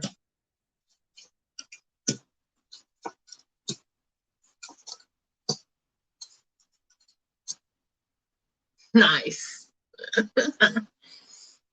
Well, let's see whatever this fairy of inspiration has to say to your tarot cards. Ooh, bottom of the deck, the Wheel of Fortune. Let's hope that Wheel of Fortune is turning in the right direction, which I believe it is, looking at your cards here. Let's go ahead and get into it. So coming out in the beginning here is that 4 of Cups. We've talked about that. That's the 3 things that you know, the 3 cups that you know, the 3 drinks that you know, the 3 people that you know, or the 3 situations that you know that are familiar, right? It's the familiar to you, whether it's 1 or 3. It's just the 3 cups, right? But the 4th cup, you're not seeing because you're so busy looking at what's familiar, what is the constant, how it's always been, how it, you know, not seeing past the fact that there's a 4th cup overflowing with a gift for you. There is somebody there to give a gift of that 4th cup, but because you've been stuck in that rut, you know, this is how it's always been, this is what I'm familiar with, you're lacking to see. It can be so simple as you've been single so long, you forgot that what it's like when somebody flirts with you, but when somebody flirts with you, they're flirting with you for a reason, right? But you've been single so long, you're oblivious to it. It happens. Trust me, I know for a fact. But it's that being in a situation and or familiar place so long that you become oblivious to the little gifts that the universe is sending to you, the little messages, the little things that, you know, can change your perspective or your thinking. So here you have the Knight of Swords and you have the Empress, right? So the Knight of Swords is like saying he's that knight who's going to cut through, just like that Ace of Swords. He's going to cut through it. He's going to bring a message that's going to begin that clarity, that's going to start. It's going to trigger something that's going to cause you to look around and see what's in front of you. It's going to cause you to look up, right? Instead of looking down at the ground when you walk, look up. See that people are appreciating you. People are smiling at you. People are waving at you. Look up. Cut through the familiar or being so much in your head and your mind that you're oblivious to what is happening around you or the compliments that people are giving you. Be present in the moment, right? You have the Empress here. She's just reminding you that this is where you can be, but you have to allow yourself to be there, right? Like you have to allow yourself to be inspired by whatever it is that's going to bring you more happiness, more abundance, more graciousness into your life, right? Remember, it can happen at any time, But you got to get your mind there. You got to get your awareness there, right? You have to get to that place. Going from the Knight of Swords through the Empress energy to the King of Swords, right? So we're seeing a progression there to the King of Swords, a maturing, acknowledging, and because you acknowledge something, more of that will come to you. The more you acknowledge something, the more it will come to you, whether that be on the positive or the negative, right? That is the law of the universe. So the more negative you think or put out, the more will come back to you. The more positive you allow yourself to be or demand yourself to be, the more will come back to you in the positive, right? Supporting the reading for you, Capricorn, is a beautiful card to support a reading. It's the balance card. It's the only other most balanced card in the deck from the Justice card, right? So this is the scales, and he makes sure to have enough to feed himself, to take care of him and his family, but he helps others also. We help others without the expectation that anything will be, returned to us, that karma will come back to us. But no, I'm telling you this right now, that karma pays you back tenfold. You don't have to think about that when you're helping someone out. Like, there was a church came into my work a couple weeks ago, and they were like, hey, we're doing a back to school drive for some of the kids in the community, and they wanted to know if my store could, like donate any items. And I told them we had already done a back to school drive for the corporation, but if they came back on the day that, I told them, then I would definitely, and I'd see if any of my employees wanted to donate any items, see what we could get. Well, they came back and I totally forgot about it. So I ran the lady through the line and bought her $100 worth of school supplies. But I didn't do that with the intention that anything would ever come back. I didn't do it with the intention that I would write it off on my taxes. But as she's walking out the store, she goes, oh, I forgot to give you this. You got to write this off on your taxes. That's not why I did it. I didn't do it for any other reason than to do it because these children need help, right? Their parents need help. These parents who are working and their kids have to go to school and they can't afford their school supplies. So for whatever reason you do something, don't do it with the intention of, karma's going to come pay me back, like don't do it for that reason. Do it because there's a reason behind it and it feels right for you. Do it because there's something. Lend, knowing that you have enough to lend, but don't overlend also. I'm getting that message all of a sudden. Just don't overlend. Don't overextend yourself. Don't put yourself into an out of balance place. Don't put yourself back up here into this Four of Cups, because you're progressing on from that Four of Cups, going through the swords and coming out here with the King of Swords. You're showing up as a balanced person. Don't unbalance yourself. Don't let something unbalance you. Your final outcome card is the World. I was told to move on, move past that. So your final outcome is the World. Remember, I talked about the World card, not that we had the World card, but I talked about it in another situation. And it's that fertility, it's that protection, it's that, it's an abundant card, right? It's not just, it's not like somebody's going to give you the world, which would be nice, and then I'd be a princess or an empress. But I'm just kidding. But the world, the world just talks about, it's the most nurturing, abundant card I feel that you could have without the materialistic expectations, yet it has material connotations to it, but it has nothing to do, in my mind anyways, with material things. However, I feel like in this reading, it is speaking to the material side. Like this entire reading, I feel, is talking about a materialistic side, something to do not just with Earth, but something on the materialistic side. Now, only the Six of Pentacles came out, but it's that lending and not borrowing card, and it's supporting the entire reading, right? So let's go ahead and see what your secret language of light card is, and see if we can get any clarification on this. Remember, the Wheel of Fortune is at the bottom of the deck. So I feel like that Wheel of Fortune card is moving in your favor, moving you out of that Four of Cups, right, into that Ten of Cups. Don't you want to get in Ten of Cups?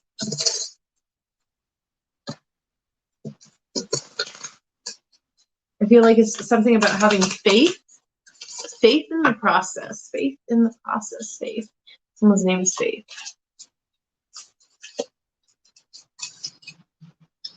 "41 Soul Song." Ooh, I like that. What speaks to you? What gives you inspiration? It's usually a song in your soul, right?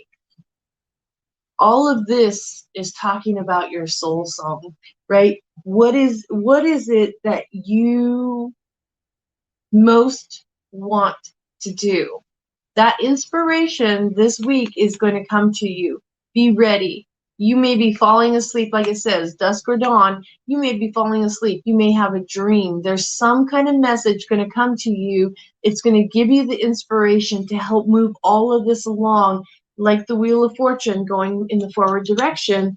It's going to move. Ooh, underneath that, the Three of Pentacles, maybe a collaboration with others. Moving all of this along, bringing you into that World card, right? I love the World card as a final outcome card for you with the Wheel of Fortune at the bottom of the deck. I love that you get that inspiration fairy who's coming here to say, you know what, you may be stuck at the moment in this Four of Cups, not seeing the entire picture, but let me give you some inspiration and bring about your soul song. Bring about the dream in your soul, right? So, what's that Capricorn? Capricorn. I forgot I was even on Capricorn. There you are. Aquarius. Thank you, Capricorn. What are we at? 2 hours and 16 minutes. Ooh. 2 more signs. What's going on? What does it say? Curious. Keep seeing.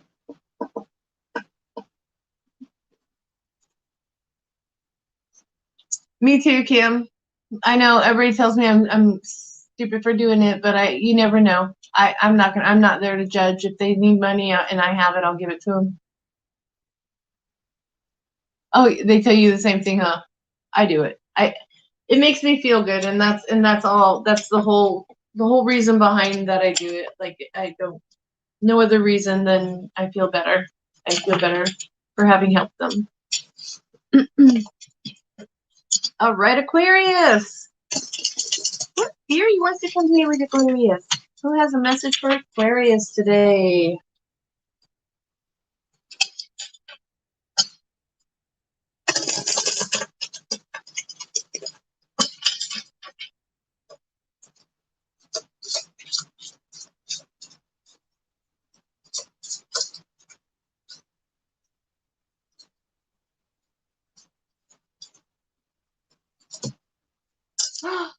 Aquarius, you're getting a message of hope. I love this. Hope is always there, even if we can't see it. Optimistic expectations can help change a negative situation into a positive one. That is so beautiful. I love that. I love the rainbow. I love all the imagery on this card of hope. I love the dove up in the sky. I just love it all. I love this for you, Aquarius. So you're getting a message of hope, right? Holding on to your whatever peace of mind that you have worked towards, knowing that if things aren't right now going completely in your direction, hold on to that hope, because you can turn it into a positive situation. It may not look how you imagined it would in the beginning, but the hope is there to bring you through it into something very rewarding, okay? Something very positive, something. I'm just getting that it's not going to look how you thought it would. It's not going to look how you felt when you first thought of it. It's not going to look like you thought it would. I'm just getting that. It's not going to look like you thought it would, but it's going to be even better. Let's see what your tarot says. What? Oh, flip them backwards.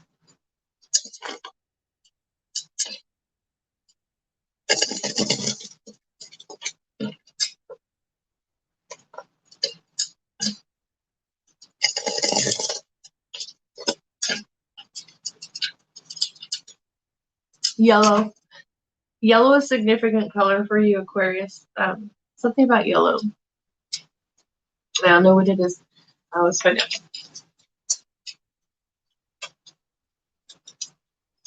Ooh.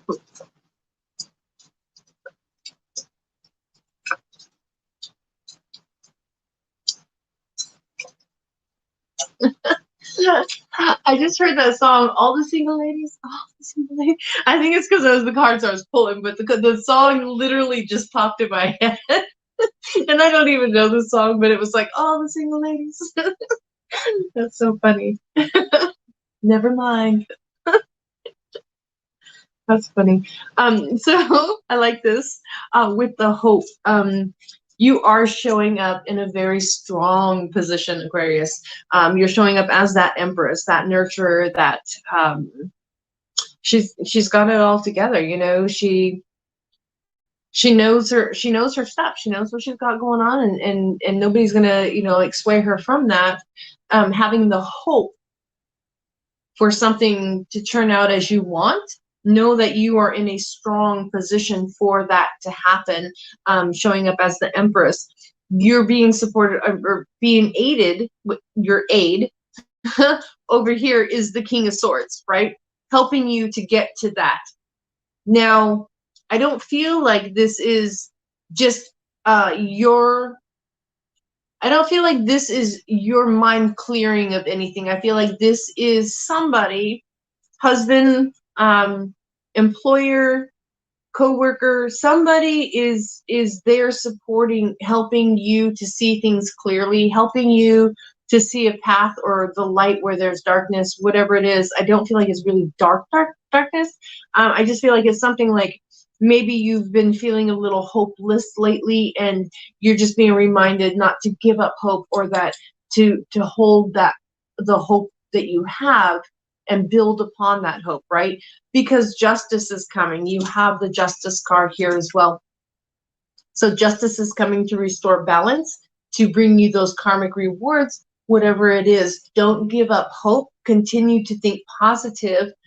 Justice is coming to your aid, right? Not only is the King of Swords, the fairest one, coming to your aid, you're getting justice coming to your aid. The balance is going to be restored. Karmic rewards are going to be returned to you.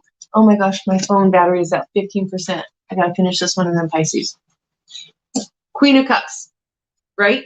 So with the Queen of Cups down here and the Moon, this is talking about uncovering something that may, again, that almost like the lost and found card, something that you thought was lost is being refound or reimagined, or now I'm going to stress about my phone dying, is being reborn or rebirthed in your mind, right? But hold out hope. Maybe you have held out hope for many years in a situation for somebody to be returned to you. If that's resonating, I'm seeing that as an option here.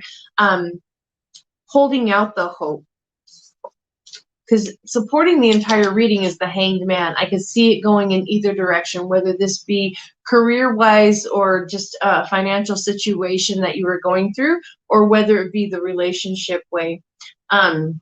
With that Hanged Man, we talked about, you know, it in a couple other readings. That's just seeing things from another perspective, right? Since that's supporting the Empress here in your reading, that's supporting the fact that you are in the right place. You're where you belong. You have more than enough, right? But you still feel like something is lacking. Don't give up hope that what you feel is lacking. Oh, I heard something today, and why it just got reminded to me. Never want more than you need. I don't know why that today, that just was really powerful. When I heard it, I was like, you know what? I don't want more than I need. All I want is what I need. I don't want any more than that, right? So same thing with hope. You know, I feel like that message is somehow tied to that card. Don't want more than you need, but know that you will get everything that you need, right? And I feel like just seeing things from a different perspective this time around, if it's multiple times, or just seeing things in a new light with this King of Swords support, right? So that's supporting the reading. So that's supporting the Empress, supporting the fact that you you are showing up as the Empress in the center of this reading, right? And then you have the moon. So something is being uncovered in the situation. There's some mystery or something that just didn't make sense to you at one point is now being uncovered and enlightened for you to make better decisions. And it's going to help bring about a brighter hope for you, right? With this Queen of Cups, it is the Queen of Cups. It could definitely be a love situation, right? It could be a gift that makes you, oh, I heard love yourself more. Love yourself more. So maybe again, I think this is the second sign I said, carry around some rose quartz. That may just be for one or two of you. That may not be for the whole sign. But Aquarius, definitely be forgiving of yourself, right? And the Empress is that person. She's forgiving of not only herself, but of others too, right? She is the ultimate nurturer. So to be 100% nurturing to other people, we have to be 100% nurturing to ourselves as well, because we can't 100% nurture someone else if we are lacking on the nurturing of our own self, right? So if that makes any sense, but there is something coming to light for you. Look what is on the bottom of the deck, you guys. I can't. So for some of you, this is love. This is a divine counterpart. You have the King of Cups on the bottom of the deck with your Queen of Cups here. So for Aquarius, there could be, this could be a love story, right? This could be, maybe you didn't see a way with this person and all of a sudden it's going to happen. Don't give up hope. Don't give up hope. And that's not for everybody. I'm not going to say everybody's going to fall in love and get a divine counterpart if they're an Aquarius this week, but that is going to resonate for somebody for sure. For others, like I said, it's just gaining or upholding your new perspective that has put you into that Empress mode. You guys, I have to come up with a new setup to sit. I feel like I'm shuffling in my face. Oh, I jumped out. Oh, I love it. Yes. Yes. So maybe you weren't feeling seen by this other person that may be coming in for you, or maybe just not being seen in a situation, even if it was at work. But this number 45 breaking down into a 9 is talking about letting your light shine, right? Being okay. And that's again with that rose quartz, even maybe a piece of fluorite, rainbow fluorite. But let your light shine. Let your light shine. I love that. So it's okay to let your light shine. It's okay to, we're all weird in our own ways. Nobody is the same and nobody's normal. And I don't think I want to be normal anyways, because normal is boring. So let your light shine. Be authentic. Who cares? Your light is going to attract the right person to you. Somebody's going to be in a dark tunnel. They're going to see your light and they're going to follow the light, right? Let your light shine. Let your light shine for others to see. Be yourself. Know that it is okay. You are given permission to let your light shine and be yourself.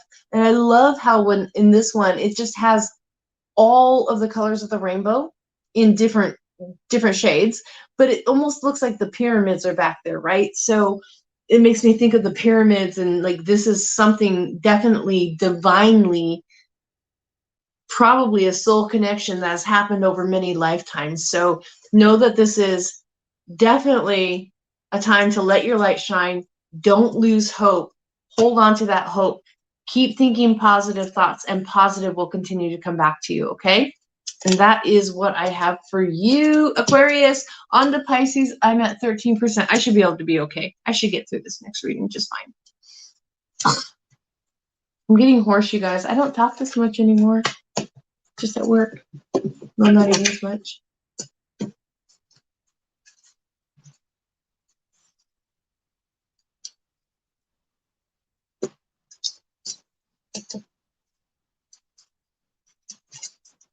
Jean, you made it in. Hi, Jean.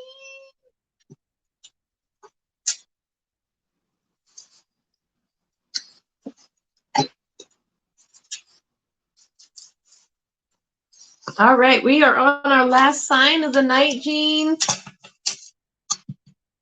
Kim, you've been doing an awesome job today. Thank you so much. Yeah, normal is boring. You know what they did? So they came out and they couldn't hook up my cable or my Wi-Fi again. They have to run a brand new line all the way from my apartment to the other end of the building. And so they have to coordinate it with the apartments now. And so they're going to try and come out Monday and Tuesday because I cried. I'll be honest. I cried when I thought I wasn't going to get to go live with you guys tonight, and I was going to be stuck in my apartment for another 2 weeks with no sound, no TV, no Wi-Fi. But then they gave me a Xfinity hotspot sign-on stuff. So I'm streaming on Xfinity hotspot right now, and I didn't know if it was going to work for a live. So knowing that it does, I'm very excited. But I can't get on with my computer or the TV, so I don't have anything going on there, just on my phone, but that's enough. All right, Pisces, let's see what fairies want to come talk to you.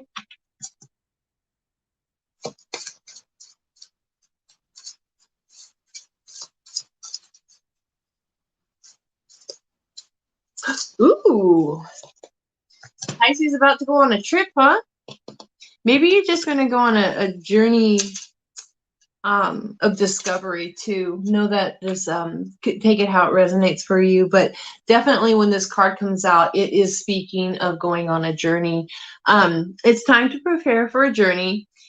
It may be impromptu or planned. Either way, make sure you're ready when the time comes. Pack your passport now. So this could be to a place that does require a passport, but not necessarily. Like a journey can just be, you know, a journey of self-discovery, a journey of you know, setting off on a journey in a new relationship with somebody. So let's go ahead and pull the cards and see what this journey is for you, but definitely be prepared for some kind of journey to you know, the opportunity for a journey in this next week. So let's pull your tarot. I'm really curious. I want to see where Pisces going. Actually, it's not going to tell me where they're going. Maybe, I don't know. But they get to go on a journey. Oh, I want to show you the card because it's so cute. I love it. Look at the bunny. Isn't he adorable? It's so cute. Yes. So Pisces gets to go on a journey. Why did I do that?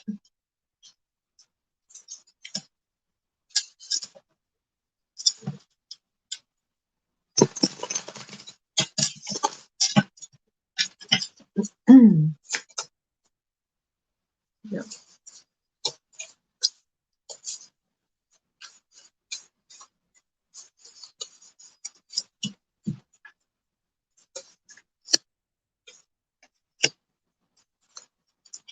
You know what I'm noticing is we've gotten a lot of the same cards. The journey of discovery. I feel like this is a journey of discovery, a journey of learning a truth in the situation, or but it's going to be cause for celebration. Look at that. Whatever it is, it's going to be a cause for celebration. So don't fear it. Whatever it is meant for you at this time, right? This is meant for you. And so this reading, whenever you do see it, is meant for you, whether you're seeing it this week or whenever you do see it and you're a Pisces and you get this message, know that this is the week where this message is going to resonate for you or start to resonate for you. You do show up as the Queen of Cups. Remember, blur gender, but the Queen of Cups, she's very earthy and Queen of Cups. She's very sorry, she's very watery. She's very emotional. Her cup is overflowing, right? She's in that position. She's made it to royalty status. And so she's gained control of those emotions. And I love that. I feel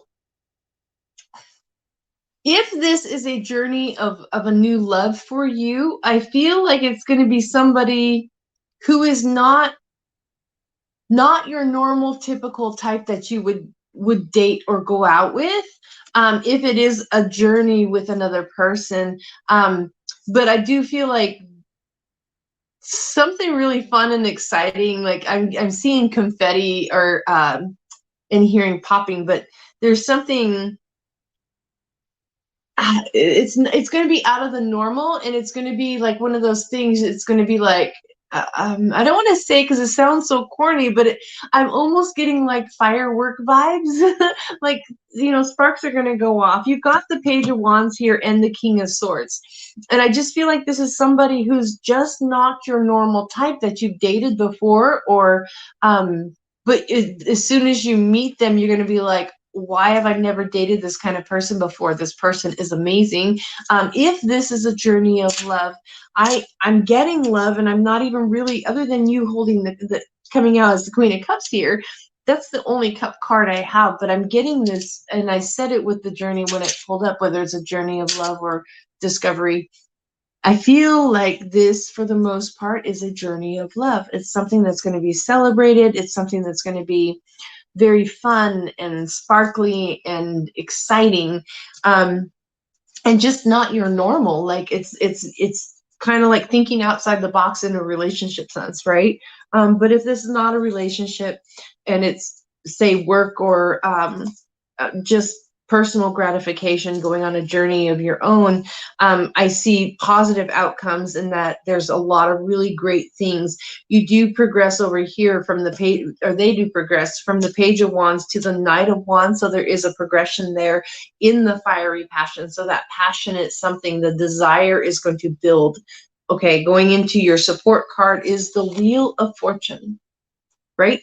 So that Wheel of Fortune is most definitely moving. It would not be here to support you standing stagnant, right? So it is supporting you. It's moving forward. It's moving you into something that's going to be a celebration, which is, I'm just getting the love, right? I'm getting love or emotional well-being, well-balanced, right? And the Moon. And I'm not getting the uncovering secrets like I did with another reading earlier this evening. I'm getting more of that, more of a manifestation type thing, something like you may have at one point offhandedly wished for this and then totally forgot about it. Offhandedly made the wish, I'm just tired of this type of something happening in my life or being in my life. I want something different. Well, guess what? You put it out into the universe and it's coming back. Whatever it is, it's coming back. And it's because you put it there. And this is your outcome card. In this situation, the Moon is uncovering that which maybe you didn't even realize you really truly wanted. You may have just, like I said, offhandedly put it out there, and there it is. Okay, so we're gonna see what your Secret Language of Light Oracle card is, and then we will wrap things up. Pisces, that's a really good reading. I like it. It's kind of like it feels like serendipity, if that makes sense. And I think that's the second time I've said that word tonight, and I don't know why I keep saying it. But it feels like serendipity, like just something that you're not expecting, completely blindsided, but in a good way.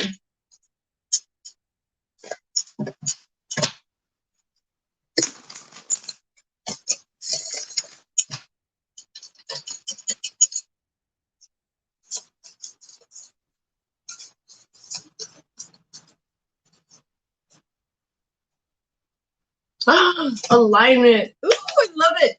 All your stars and planets are coming into alignment, and so shall you, right? So alignment is a 14 breaking down into a 5, but that's talking about getting past the challenges, seeing past the challenges, seeing things in a different light. Get ready for your life to change. Get ready to go on some kind of a journey here for you, Pisces. So I've talked about this cards in many different ways, but I'm feeling like this is just all talking. This alignment card for you is saying everything. The planets are coming into alignment to make this happen for you. You are going to be pleasantly surprised. Whatever is happening, know that the alignment is happening in this week that's going to bring about this journey that's going to be very fulfilling for you, Pisces. So that is what I have for you, Pisces. Thank you for letting me read for you. And that is our last reading for tonight. Let's see if I can get these up off the table one last time. All right. So we have Jean and Kim in here still. I don't know if anybody else is still in here. But anyways, thank you guys for showing up. I appreciate it. Anyone else, please like, subscribe, and share if you feel like sharing it. Comment, leave me a comment. Let me know if it resonates with you. And let me know also, I would like to, if anybody ever wants to throw out in the comments, ideas for different kinds of readings, I would like to, now that I know I can stream on this, hotspot, I will go ahead and start my guardian angel readings again on Wednesday, I hope. Again, my schedule fluctuates depending on what kind of coverage I have from my assistant managers, but Wednesday would be nice to try and do guardian angel readings again. I don't have my book, my planner here, so I would tell you if I was working Wednesday. Oh, no, I'm off Wednesday this week. We will do guardian angel readings this week on Wednesday. Yes. Moderators, I will get you a time on that. Knowing that I can do it with this hotspot, we'll definitely do our guardian angel readings, bring those back this week, and that is exciting in and of itself. So thank you again to everybody for being here. Thank you for taking the time to watch your sign or all of the signs. Much love and light to all of you. Thank you.